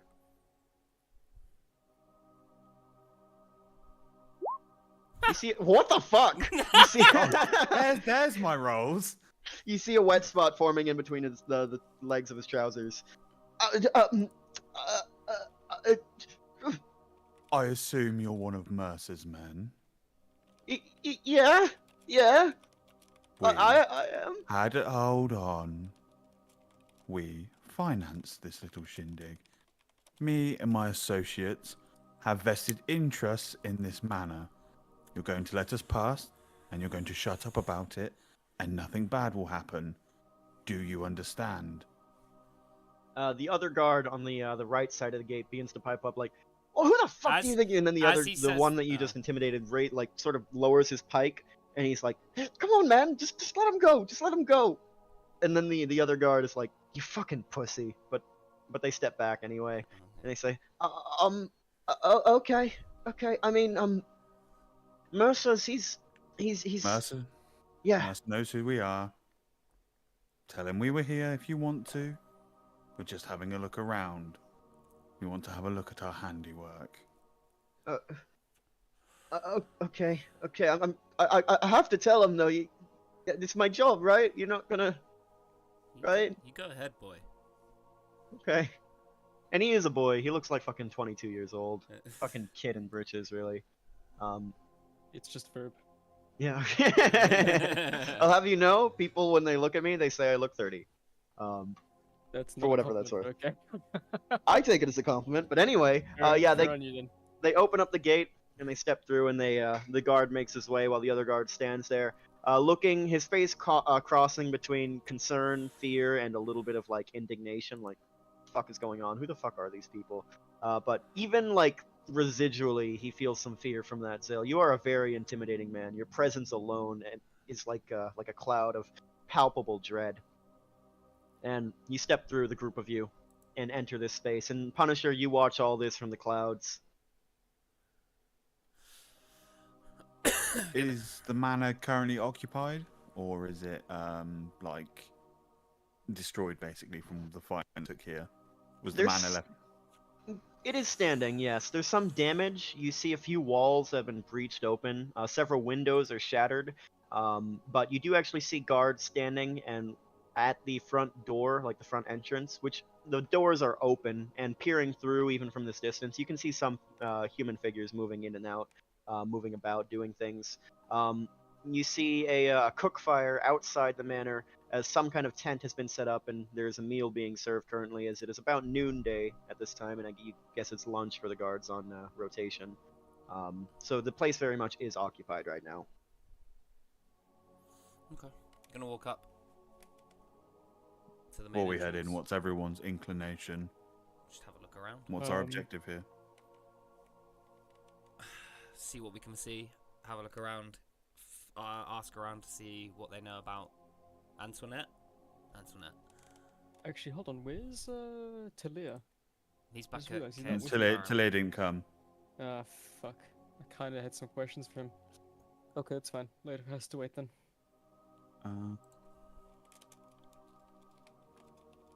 We can ask. Right. We can ask the guards if they know about the activation of the trap or its location. They won't. They won't know. It's beyond. They won't know. They've tried to deactivate it, but everyone they've sent down, it just hasn't come back. I meant the location of the trap, so we Oh, don't. you meant location. Oh, you said deactivation. I said, oh, did I? Yeah, you did. I heard both. Okay. We'll go with location. Okay, so who do you want to approach exactly? Someone We'll that just looks in approach. charge. Okay. Yeah, whoever's in charge. Okay. As you guys are sort of moving through this main entrance, past the main gate, one of the guards who's pissed his fucking pants goes out before you, almost at a run. Actually, no, at a full run. And he goes past the guards at the main entrance and disappears inside. And you guys are walking at a fairly leisurely pace. Within about a minute, a familiar figure steps through. A human man with his brown hair, slightly longish, coming through, wearing dark leather, Mercer, face stubbled. He looks like he's seen a few sleepless nights since this endeavor has gone on. His face looks a little pale, a little bit frayed at the edges, for lack of a better word. And he sees the group of you coming. And he goes to tip a hat, and then he realizes he's not wearing a hat, so he puts his hand back down. Well, look what we've got here. You Well, guys have come a long-ass way. working hard, are we, Mercer? You don't know the half of it, dude. You don't know the fucking half of it. Thanks for the money, by the way. It's a lot of it's gone into this fucking place, just trying to fund it. This whole operation. Yeah. This place is a goddamn death trap. It eats up men like a grinder eats up meat. Well, that's why we're here. We've Yeah? we've heard about this labyrinth. We've heard Antoinette is dug in, shall we say, and you're having a problem removing the last of the Trebanes. Is that the bitch's name? No, Yeah, there's some kind of trap going on in there. Some kind of like teleportation thing. You step past the threshold of the inner sanctum and you just fucking vanish. One man has managed to make his way back. Just one man. And he says that there was some kind of lady in there that laughed at him. Called him... Just laughed at him. Called him all sorts of... Insulted him. Tortured him, really. Dude's a wreck. Barely hanging on. You can talk to him if you want. Name's Alan. He's got his own room right now. Yeah. Let us know. Another question.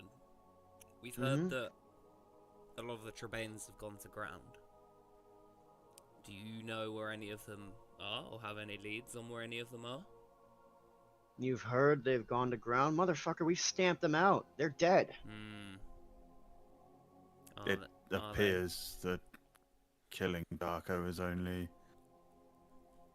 taken the shit. We've chopped off. We've I've chopped lost off. what We've I'm chopped saying. off the head, and it's been replaced by 5. Is what he's trying to say. You know, Guys, I smell toast. you know, Okay. of all the things I could have heard today, that was probably the last thing on the list. Are you really telling me that I have more shit on my plate right now? Yeah, We've well, always been upfront with you, even with the tensions. I guess You can that's try true. and take some of that work off your plate if you want. for compensation, of course. What The kind care of has compensation? maintenance needs. Monetary and potential supplies. 20,000 gold. Yeah, it's when give him a smile as I say this. He laughs a little bit at that. You know, if you needed money so bad, you really should have thought twice before giving me all that fucking cash. But, well, you know. so, alright. Are you talking about this mansion, or are you talking about those outliers you're talking about? Both. Well, I should warn you, this place belongs to the Jagantoths now. That money you paid us, it's to fund the attack, but everything we get from the attack, it's ours. Do we understand that? Doesn't seem to us like you can actually get what you want. Yeah, I figure if we find stuff in there, that's ours. Anything you find is yours, Oh. anything we find is ours. How much of this matter have you actually been able to get through without dying brutally? Everything except the inner sanctum. How many men do you plan to lose breaching the Center Sanctum? Doesn't matter. Look, we'll get through it eventually. It's just a matter of time. And frankly, if you're gonna want to claim that shit for yourself, there's no deal. No amount of money, no amount of work is ever gonna do it, because the secrets these guys have, that could put us on the map. That could make us a global power, not just the run. All of Wynandir, this whole continent could be ours. We're not about to give We that don't up want to it all. We're not totally unreasonable. Yeah, we're not Well, what saying do you want? we're not saying we wouldn't share things with you. What we're saying is if we find interesting items and stuff like that. However, is it manpower and resources you really want to be spending? Taking the time when you could send us in, and you know, we killed Darko Trebane. That's a pretty big deal, right? We have a track record of Fucking shit Trebane up. removal. I'll have to talk And, with my boss. Just for the record, Verb, I've rolled a not 20 on insight for this conversation, just to make sure he's on the level.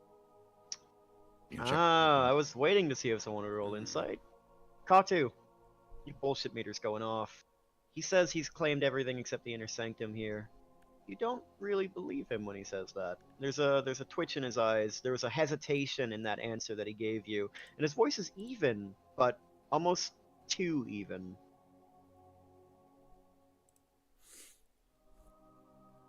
Look, he says, I can't just give you an in to this place. I don't care how capable you are, how confident you are.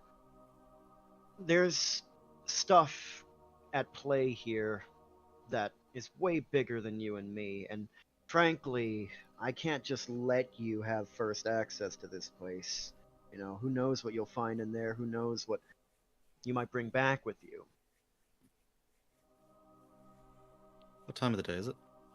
About noon. A little after.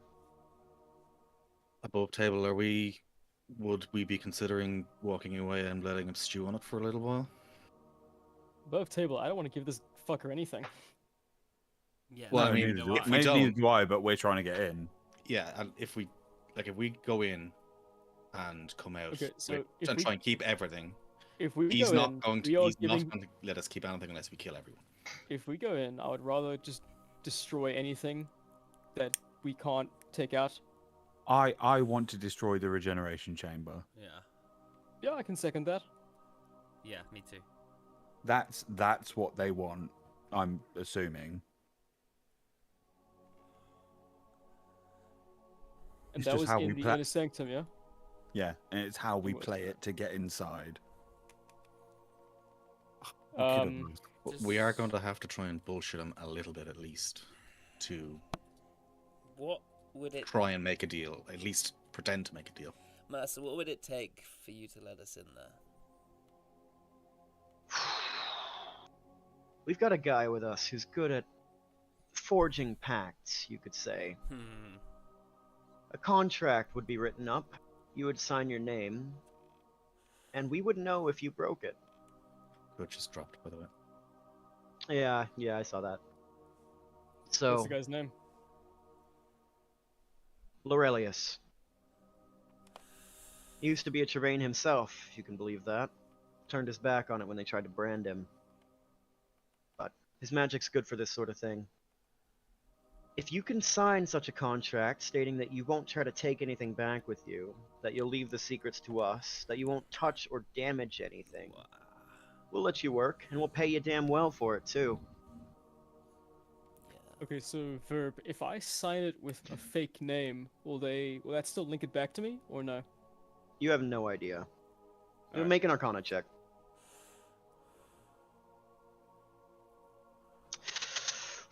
You've heard about this kind of magic before, and you get the sense that this is something that goes beyond just a mere signature. There's some kind of magical ritual that would tie your very essence to the contract. Something linked within your soul itself. And that's not something you can circumvent just like that. Gotcha. That's a no deal. And we all... Yeah, we don't need money. No. We're not after money, same as yourself. Mm. There's gonna have to be a split on what we found inside. And Yeah. from what I can tell from the bullshit you've been telling us, you're not nearly as successful in this place as you want us to believe. You need us just as much as we need you. Ooh. God damn, laying the hammer down. Make an intimidation check. I know you're not being expressly intimidating, but this is sort of like a forceful assertion here. Well, it's better than my persuasion, so 19. Big God money. Yeah, that's not bad, man. That's not bad. Mercer crosses his arms, eyes still narrowed. He takes an unconscious half step backward before catching himself and planting his feet again.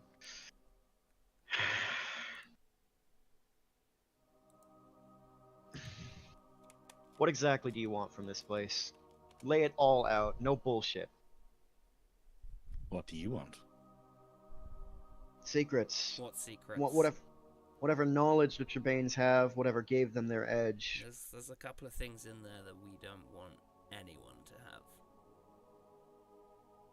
Yeah? Yeah. And you know what these are? And we know what You these shouldn't are. have said that. It doesn't matter what Can I say. I'm gonna nudge him. I'm gonna use my bonus action to cast Emissary of Peace. Okay. It gives me a +5 to my charisma by persuasion checks I do see that. for the next 10 minutes. Okay. Alright. Immediately this aura emanates from you, Morris, just sort of calming pacification, an aura of like pacifying energy, immediately subduing the tension that's in this room, like a palpable feeling washing over you. Like simultaneously all of you got very slightly stoned at once. And some of Mercer's features smooth over it, but his arms are still crossed, he's still maintaining that defensive posture, and he says, Alright, and what's this you're talking about exactly? This thing you don't want anyone to have. Yes, you know, if I get a feeling if I tell you, you're not gonna go along with it. So let's just keep it at that. That there's something in there we don't want anyone to have, and we will split the items that we find with you. If there's something we particularly want, we have, but if there's other stuff that we find that we don't have need for, you can take. We are going in and risking ourselves after all, saving you a lot of time, effort, manpower, and money. And as my compatriot said, you are not doing too well here. Make a persuasion check. And the Trebanes are at your back again. That's a dirty 20. Dirty 20. Yep, with that +5. That's exactly what you needed, motherfucker. Mercer seems to mull it over for a little while. Expression deep with concentration. maintains eye contact with you, Morris, trying to read through you, peer through you, read your intentions, and you are being forthright, right? Yeah. Okay.